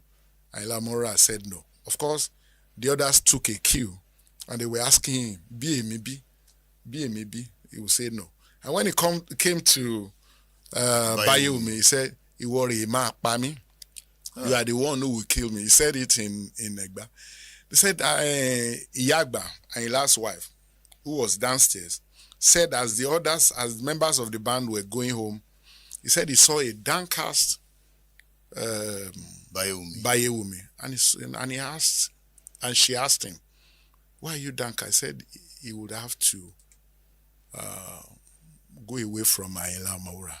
She said she was shocked and said, you are the one providing form and the way forward to this band. If you leave this band, then you are literally going to kill the band. He said this was what Ayinla Mura said, that he was the one who would kill him, and that so that revelation will not come to pass, he needed to move far away from Ayinla Mura. So by this time, he has already bought him that CD machine. Yes, he had bought. So before then, I was told that Bayewumi demanded a car as a manager from him. But he said he couldn't afford a car at that time. Don't forget that whatever Ayinla Mura needed that time, EMI will provide it. Cars, whatever. EMI was his record label. In fact, when the first Mercedes-Benz that EMI bought for Ayinla Mura, when it had an accident, almost immediately, it was a total wreck. Almost immediately, EMI provided another one. That was when he sang, Emma Fiyo mi omara aye mesi tunde, ni soju elegan ni gboro. Àwọn lọ̀tẹ̀ wọ́n ṣe bò wọlẹ̀ ẹ wá wà Àyìnlá bó ṣe ń jayé. That look, the evil people thought that was my end, that I have a brand new replacement which I'll be using to cruise about. So indeed, Ayinla Mura now bought him a CD under motorcycle. As at that time, you remember how it was like a power buy. Power buy. Yeah. The CD. CD 175, CD 195. Yes, exactly. So that was the motorbike that I learned Ayinla bought for him. In fact, Baba Adewale Onilola told me that it was bought from the band's proceeds. That it wasn't as if Ayinla Mura dipped his hands inside his pocket to buy the bag. So it was so Ayinla Mura couldn't solely claim to be the owner of the buy, even though he was the leader of the band, but it belonged to the old band. But Adewale brought him into music. Please remind me. I will tell you that story as well. So after that, Bayewumi refrained from associating with Ayinla Mura. So he went away with the CD machine. And then I learned that Ayinla Mura was sending messages to him to return his bike if he wasn't going to continue with them. And that was when he sang Etimo bi egbe wa de ke to fe egbe si ile kolon ma ko mi mo nbe luwa bayewu etimo bi egbe wa de, that you decided to leave, but that God will still be with us.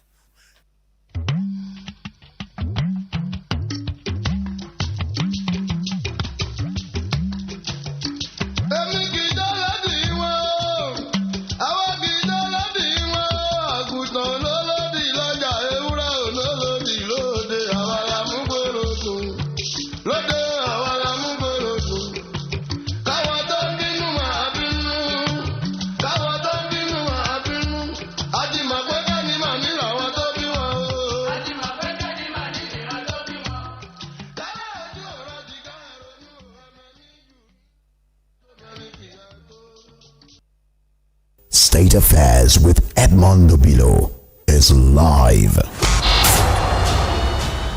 Stay tuned. Ọ̀gá sà, a ti fẹ́ bẹ̀rẹ̀ ìpìlẹ̀ ilé náà.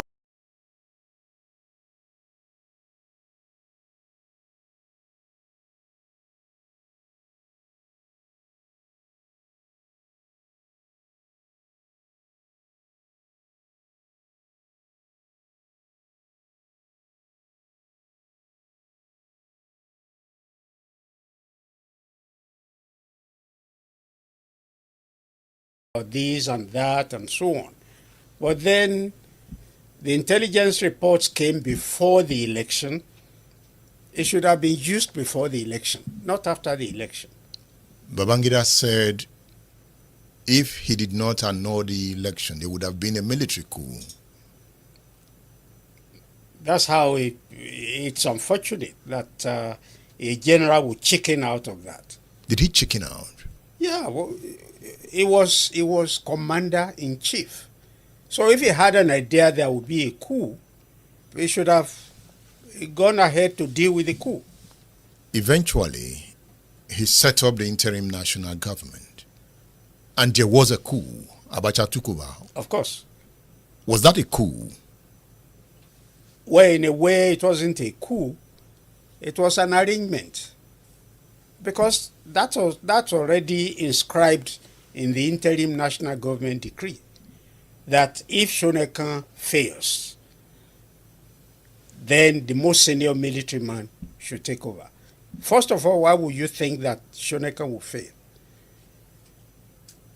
To say that he will fail means that you already assume he should fail. And then you have appointed somebody to take over. And he took over. And he took over. So it wasn't a coup, it was a succession. And it was planned. And Abacha began his lies. And Abacha then decided that he would stay on. And he decided, he went ahead to establish political parties, dissolved all the parties, and then decided to establish 5 political parties. And Chief Bola Ige described those 5 political parties as 5 fingers on a leprous hand, because they were the same. They were on the same hand. They were all, you just split the same thing into 5. And eventually, the 4 of the 5 parties accepted Abacha as their candidate for the presidency. Technically, Abacha wasn't a member of any of the parties. So how come the parties now adopt him as their presidential candidate? The normal rule is that a presidential candidate will be one of the members of the political party. In this case, a party was appointing somebody not in their party to become the president of the country. The plan was that he would be the consensus candidate. Well, if it's going to be consensus, then you allow the parties to vote and concede that. Not that the leaders would say, he's our man. Because there has also been what some of us see as organized support. Boys asking for Abacha. And everybody, they say... Youth earnestly ask for Abacha. Led by Dan Ekanu? Yes. And so... The 2 million man march. Yeah, a million march man and that kind of thing. All that drama was going on. So it wasn't as if the thing was normal. It's organized, it's orchestrated. He lied to Abiola. Abiola fell for his lies. Yeah, Abiola fell for his lie because they had been together for years. And there was a level of trust. So the lie was also a betrayal. He said he was going to hand over He said he was going to hand over. And Abiola nominated some of the members of the executive for him. So everything was going well, but the man who is a strategist and master of deception played him out and eventually arrested him. And of course, he died in the custody. Abacha also died at some point. Well, Abacha died. All sorts of stories about that. But what we know is that he died. And Abiola also died, mysteriously too.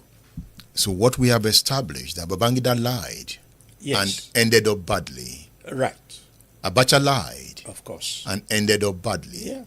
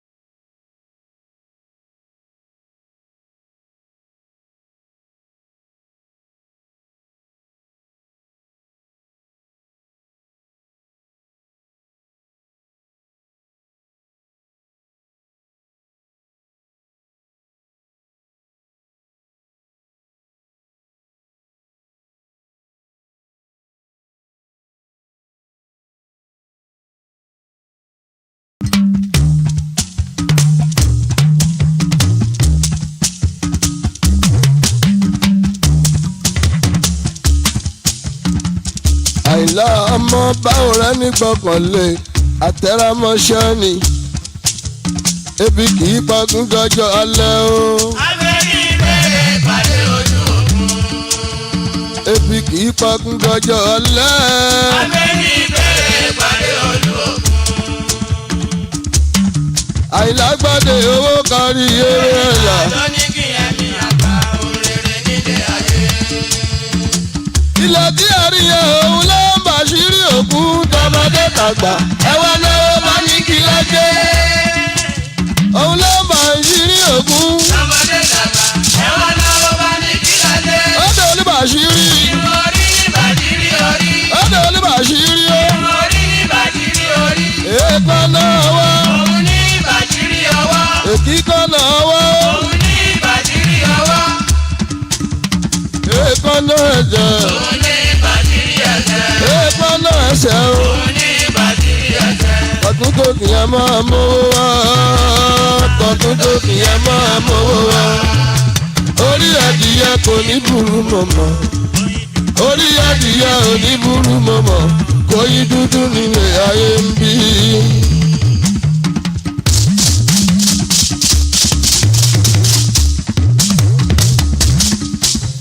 alágbàfọ̀ kì í bínú omi òògùn dàbèdè bàmí gbó wá. ẹ̀yin tó láyé tẹ ẹ̀ ń gbọ́.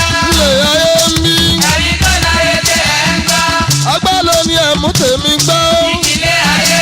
ewé gbogbo. gbogbo èdè mi bá mi wálé. ewé ewúro. ó ní kí ẹ̀mú tèmi rò. ewé ewúro. ó ní kí ẹ̀mú tèmi rò. kò sómi kò ṣẹ̀jẹ̀. níkú rèé tó nínú gbó. kò sómi kò jẹ̀jẹ̀. níkú rèé. tó nínú gbó. ẹ̀yin ìyá mi o. abẹ́rẹ́ wá pàdé mi. kájọ rówó ńlájèlé ayé. kájọ rówó ńlájèlé ayé o.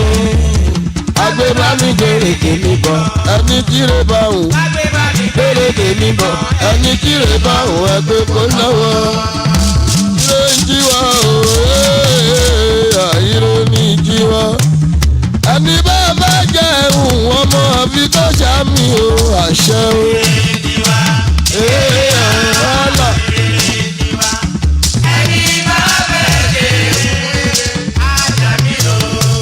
Anigilájẹ́ Àyìnlá bẹ́yàn bá gbé kí n má ṣe tèmi bí kí n bá ju àfàyà ẹ̀kọ́ bí jàpá bá ju àfàyà ẹ̀kọ́ máa gbẹ̀yìn làgbá lèdì ń dún má ṣẹ́gun ọ̀tá máa rán ìyẹn òdì bí kú bá ń pa wọ́n lẹ́wọ̀rọ̀ Anigilájẹ́ Àyìnlá ọmọ Yòṣùfù kí wọ́n má má ka tèmi mọ́ wọn torí pé wọn kì í ka gbẹ́kú lóńgí mọ́gí lóko lé wọn kì í kẹ̀rù mọ́ wọn ọbẹ̀ níṣe.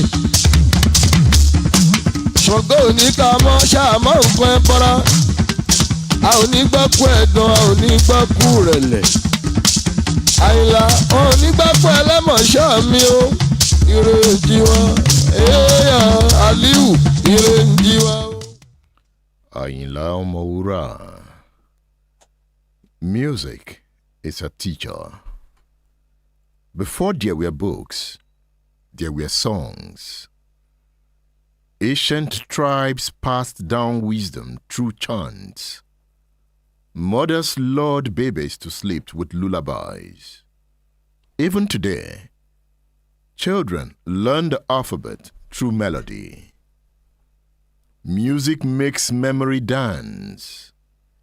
It turns lessons into lyrics, formulas into songs. Our students struggling with words may sing them effortlessly. A mind that resists numbers may enhance them in a rhyme. Music teaches patience. To play an instrument, you must practice. To sing well, you must listen. Discipline grows in the space between wrong notes and right ones. And in the struggle, we learn not just music, but life. Ayinla Mura used music to breathe life. It is the story of Ayinla Mura on Splash 105.5 FM, the Integrity Station. Femi Ali, a regular listener of this program, sends a message. He said, "We celebrated the 45th memorial anniversary of Ayinla Mura last Saturday at Ake Palace, Abeokuta. It was attended by thousands of Ayinla Mura fans. I know him then in Abeokuta in the early 70s. I have bought the book of Ayinla Mura." That is Femi Ali sending a message to the radio man. How much do you know Ayinla Mura? He sang about government policies and the reaction of the masses. His 1976 album, Uwo Doji, talks about increment in salary. His 1973 album, National Census, talks about population. Ayinla Mura criticized women who bleached their skin. He criticized promiscuous women. He was a Muslim. He performed the Hajj in 1975. But Ayinla also engaged in traditional religion practices. He was married to different women. He made 22 LP records during his time. Ayinla Mura was killed in a barroom brawl on the 6th of May 1980 at the age of 47. It was about his manager, Bayewumi, the struggle. Dr. Adedayo has told the story of Ayinla Mura in the book Ayinla Mura, Life and Times of an Akpala Legend. You can order this book on udarabooks.com. You can also order it through my WhatsApp number 080 999 18449. Order Ayinla Mura's book on 080 999 18449 WhatsApp, or you visit udarabooks.com. Yes, some of you have visited the website.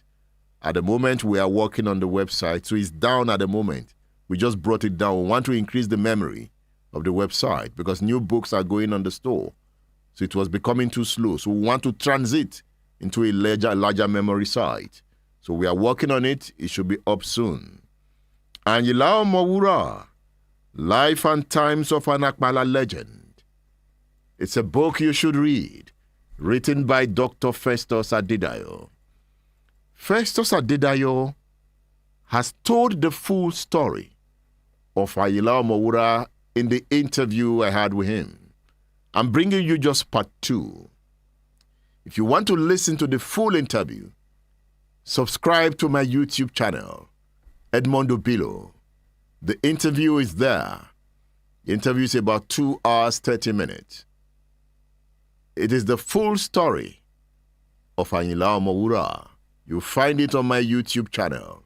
Just search for Edmondo Bilo on YouTube. Subscribe to the YouTube. If that channel has been beneficial to you, if that channel has educated you in any way, then subscribe to that account. The story of Ayinla Mura on State Affairs. Festus Adedayo is the storyteller.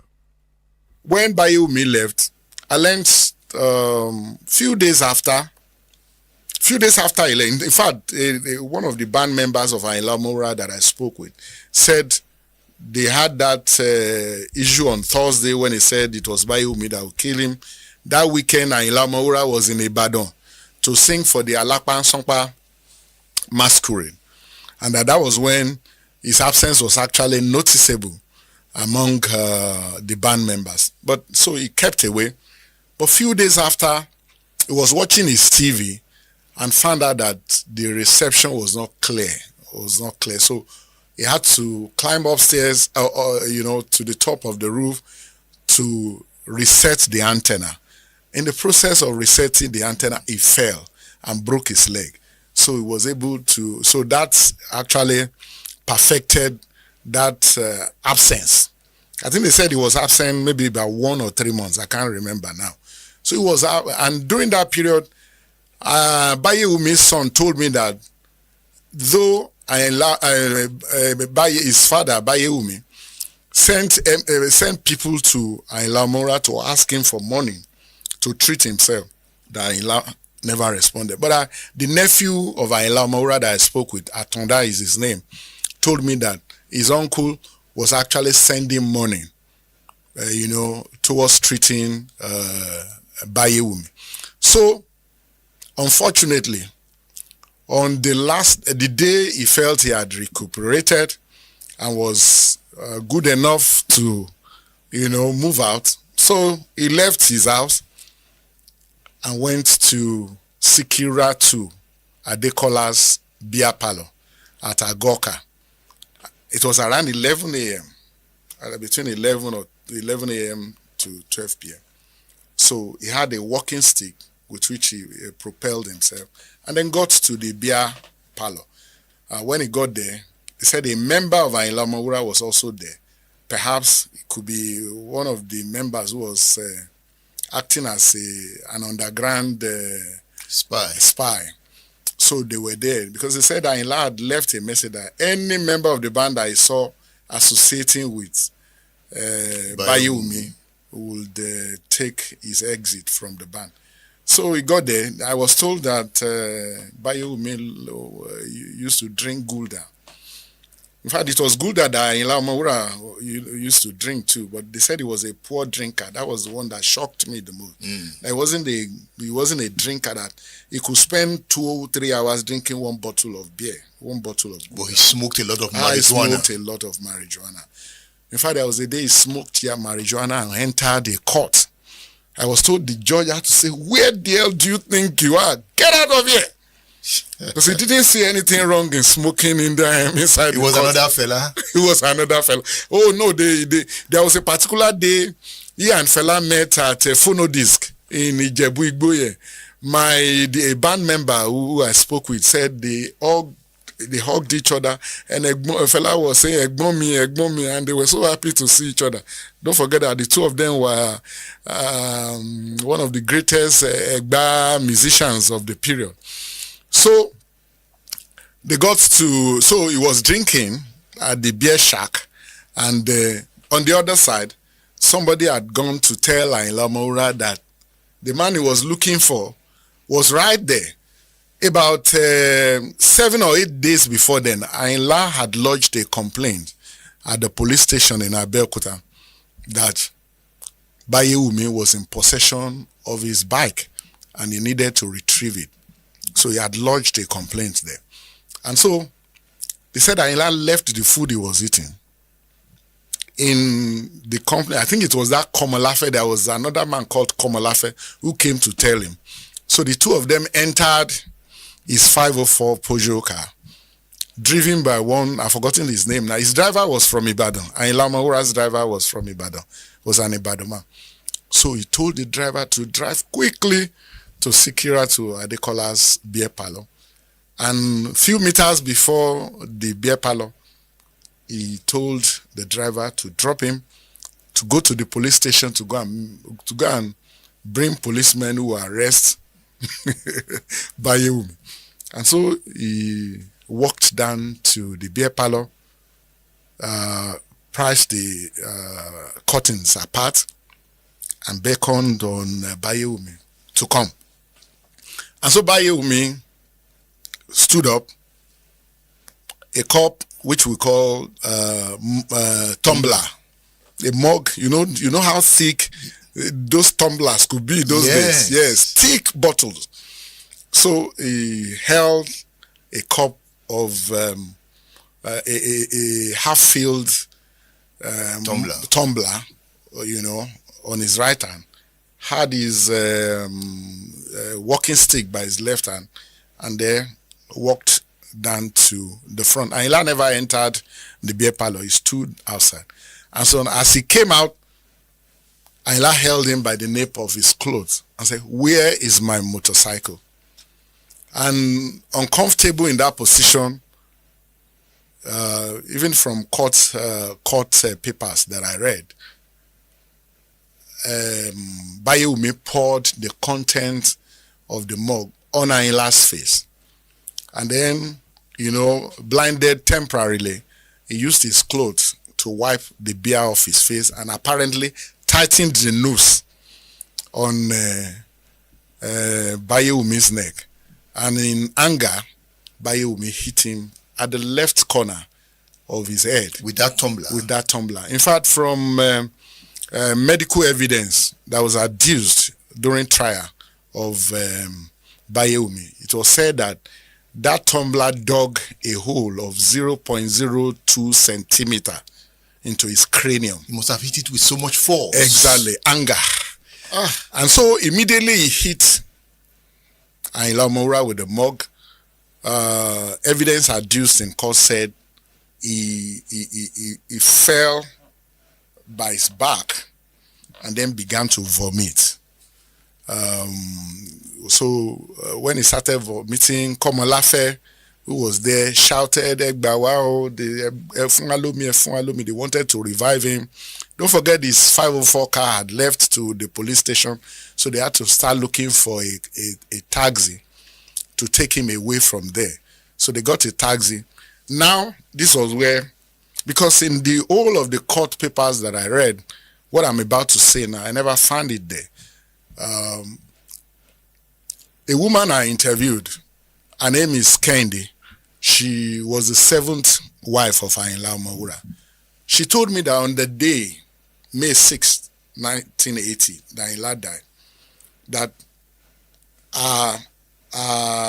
our room in Ayinla Mura's house was opposite Ayinla's room.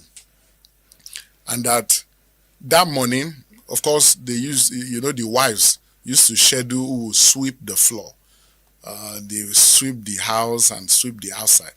So around 6:30 a.m., because it was her turn to sweep the house, she was sweeping the outside of the compound. When one man came, she didn't remember the man's name, but remembered vividly that he was the man Ayinla Mura sang about when he said, Baba Kayode o Shajiri Batiri. He meant Lafenwa Tinkpawo. He meant a battery charger in Lafenwa, but he said Shajiri Batiri in Abeokuta. And so that man came and asked after Ayinla Mura from her, and she told him that he was upstairs. So the man went and thereafter came to warm the 504. You understand? So after warming it, she reckoned that Ayinla was going out, and that it's dawned on her that if she didn't ask for money, that what he usually did, it might be away for 5 days from there as a musician. So she went upstairs to ask Ayinla Mura for money. She said Ayinla Mura gave her mint notes that even when Ayinla died, she couldn't spend that money for years. She was keeping it and looking at the money. Was it not the man who gave me this money? So thereafter, she said Ayinla gave her his trousers to fix the rope, the rope for Shokoto.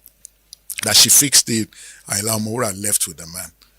She said, not long after, say around that 11, a man just rushed down to the house and said, hey, Bayewumi and Ayinla Mura are fighting at Agoka. And she said, she left what she was doing and she was. At that, before that time, Ayinla Mura's first child, Kuburat, had come to look for her father. She was married then and was lying on a bench at a place where the day after her father was eventually buried. So on the same spot, I think that's dramatic irony. Mm-hmm. So she was lying on the same spot, and then immediately that man who raised the alarm came. The first thing Kubura said, I hope Bayewumi has not killed my father. And so she now said, Kende, the woman, told me, the seventh wife of Ayinla Mura, told me that a few minutes after that, indeed, they brought Ayinla Mura to the house, dead. He wasn't dead, according to the woman. She said he was inside a taxi, was at the back. They had already pulled out his clothes. She said she could see that you could see the movement of his heart, somebody like as if gasping for breath, and that she saw the wound on his head, and that they had removed his clothes, and Dauda, his younger brother, was sitting by the left-hand side. Somebody else was also holding him by the right-hand side. But apparently my deduction was that because it was said that Ayinla had a room that was called the medicine room, where he invoked spirits, where he whatever.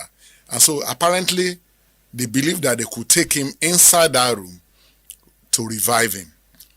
So it was in the middle that somebody now told them, why don't you take this man to the hospital? Life was escaping out of him. So they now took him they called the hospital Akin Olugbade Hospital. Upon examination, apparently the hospital found out that it was beyond its remit, and they now said they should take him to the general hospital, I think at Ijayi, where one Dr. Maje Kodumi, was the one who was in attendance and then certified him dead.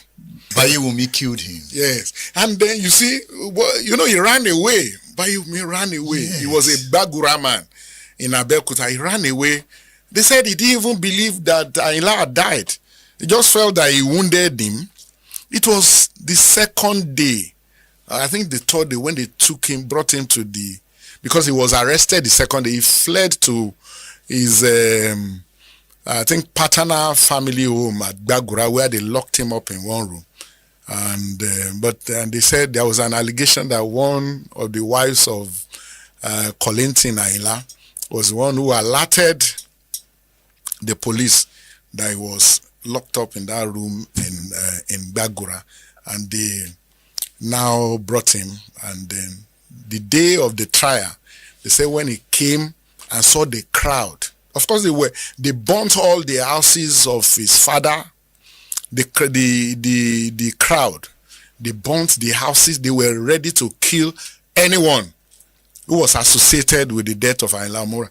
And that was why Sikiru Ayinde Barrister had to flee to the north.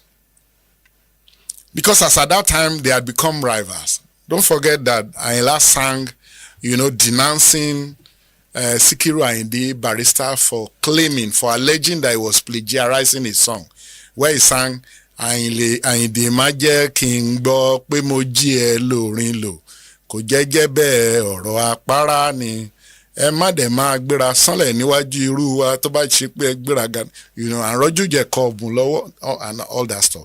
Because they said the crowd was ready to kill Ayinde Barrister. And then when Ayinde Barrister came, he had to quickly rush to the studio to sing a song where he was cursing whoever was responsible for the death of Ayinla Mura, because he needed that. He couldn't even show his face in Abeokuta because they were ready to kill him.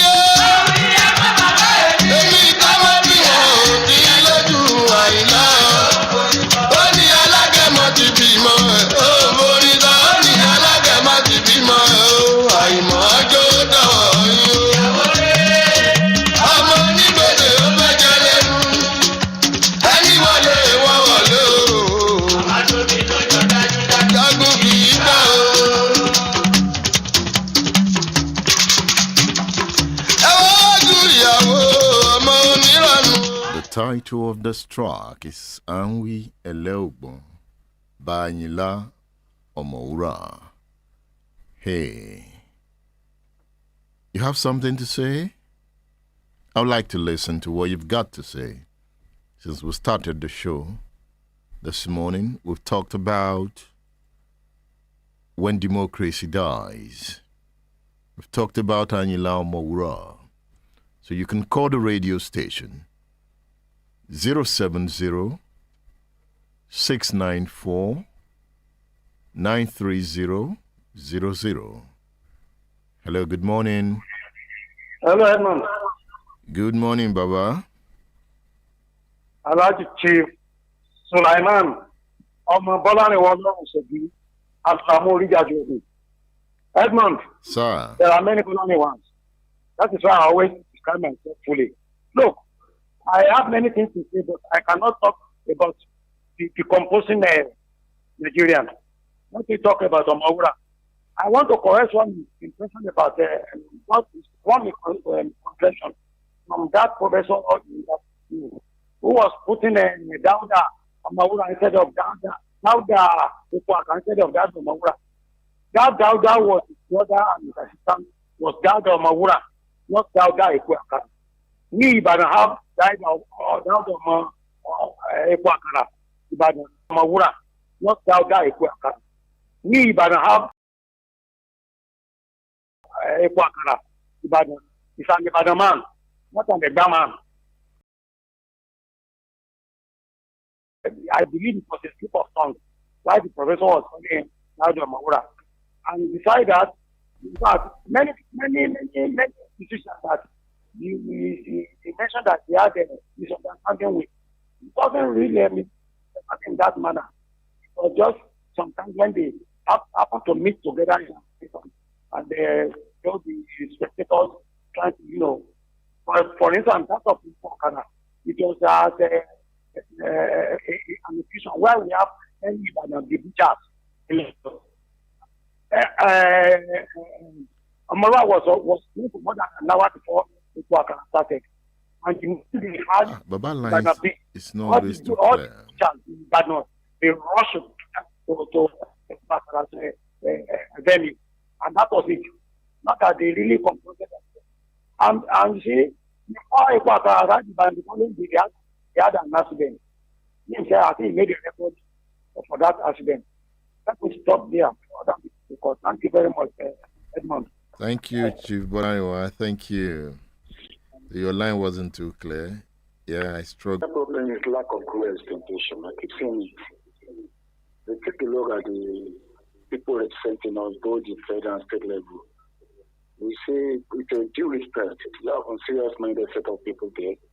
They aren't prepared for the start before then. And that's why we find ourselves in this mess of criticism. That's why I keep saying, what do you expect from a country where the legislative chamber and judiciary are being caged? The same thing happened in the state level. So we can't just continue like this. You people, this is not the best way to represent the people. Did you ever see any legislative chambers? Someone, their boss, to come on for anything wrongdoing. No, the same thing happening in the States. You can't continue like this. That's the truth of it. The dividend of democracy can only spring up from the grassroots. Look at the way the local government and the chairman and councillor. And the local government people are the government of people, very close to the people, to the grassroots people. How do you expect the grassroots to enjoy the dividends of democracy? Do you think Mr. President can come from Abuja and solve the problem here in Oyo State? That's why I simply design government as an institution that cannot managed by Mr. President or governor alone, like us home too.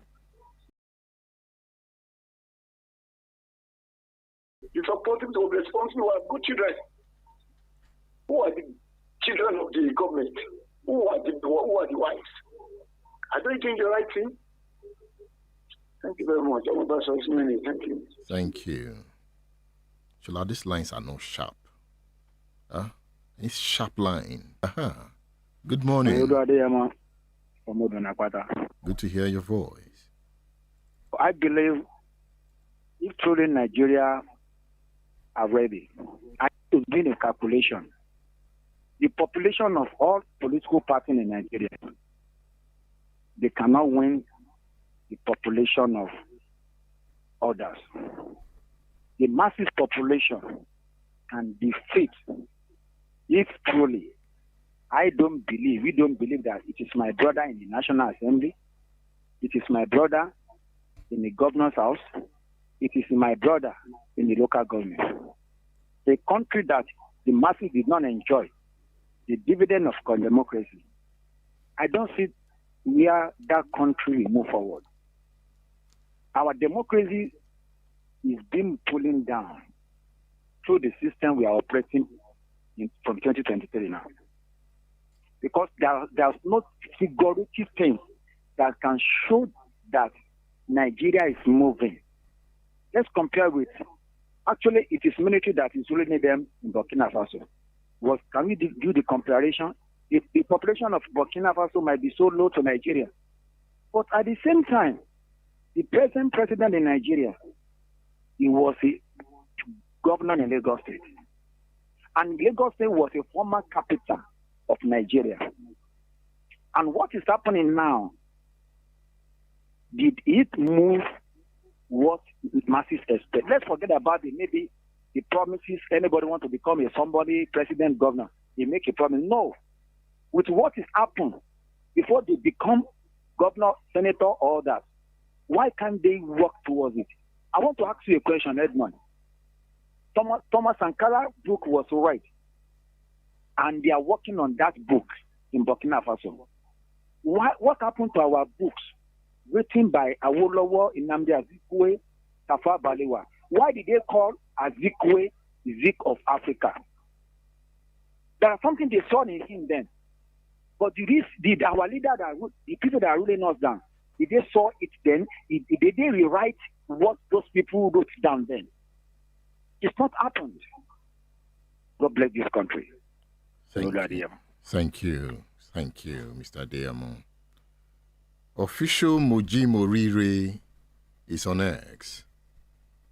Moji says we are Africans of collectivism, not individualism. I cry and weep daily for my people. Moji, stop crying. Sorry. Moji says Nigeria can't grow with capitalism. The capitalism structure of Nigeria can't work. He says no foreign investor brings development. We Nigerians need to sacrifice and work the work of development. All of us have been integrated into the burning fire of capitalism. As official Moji Morire. Akinkumi Pedro says, Edmund, are you really sure the ball is in the court of the people? With INEC, the green and the red chambers within the grasp of the executive? I have a very big doubt. That's from Akinkumi Pedro.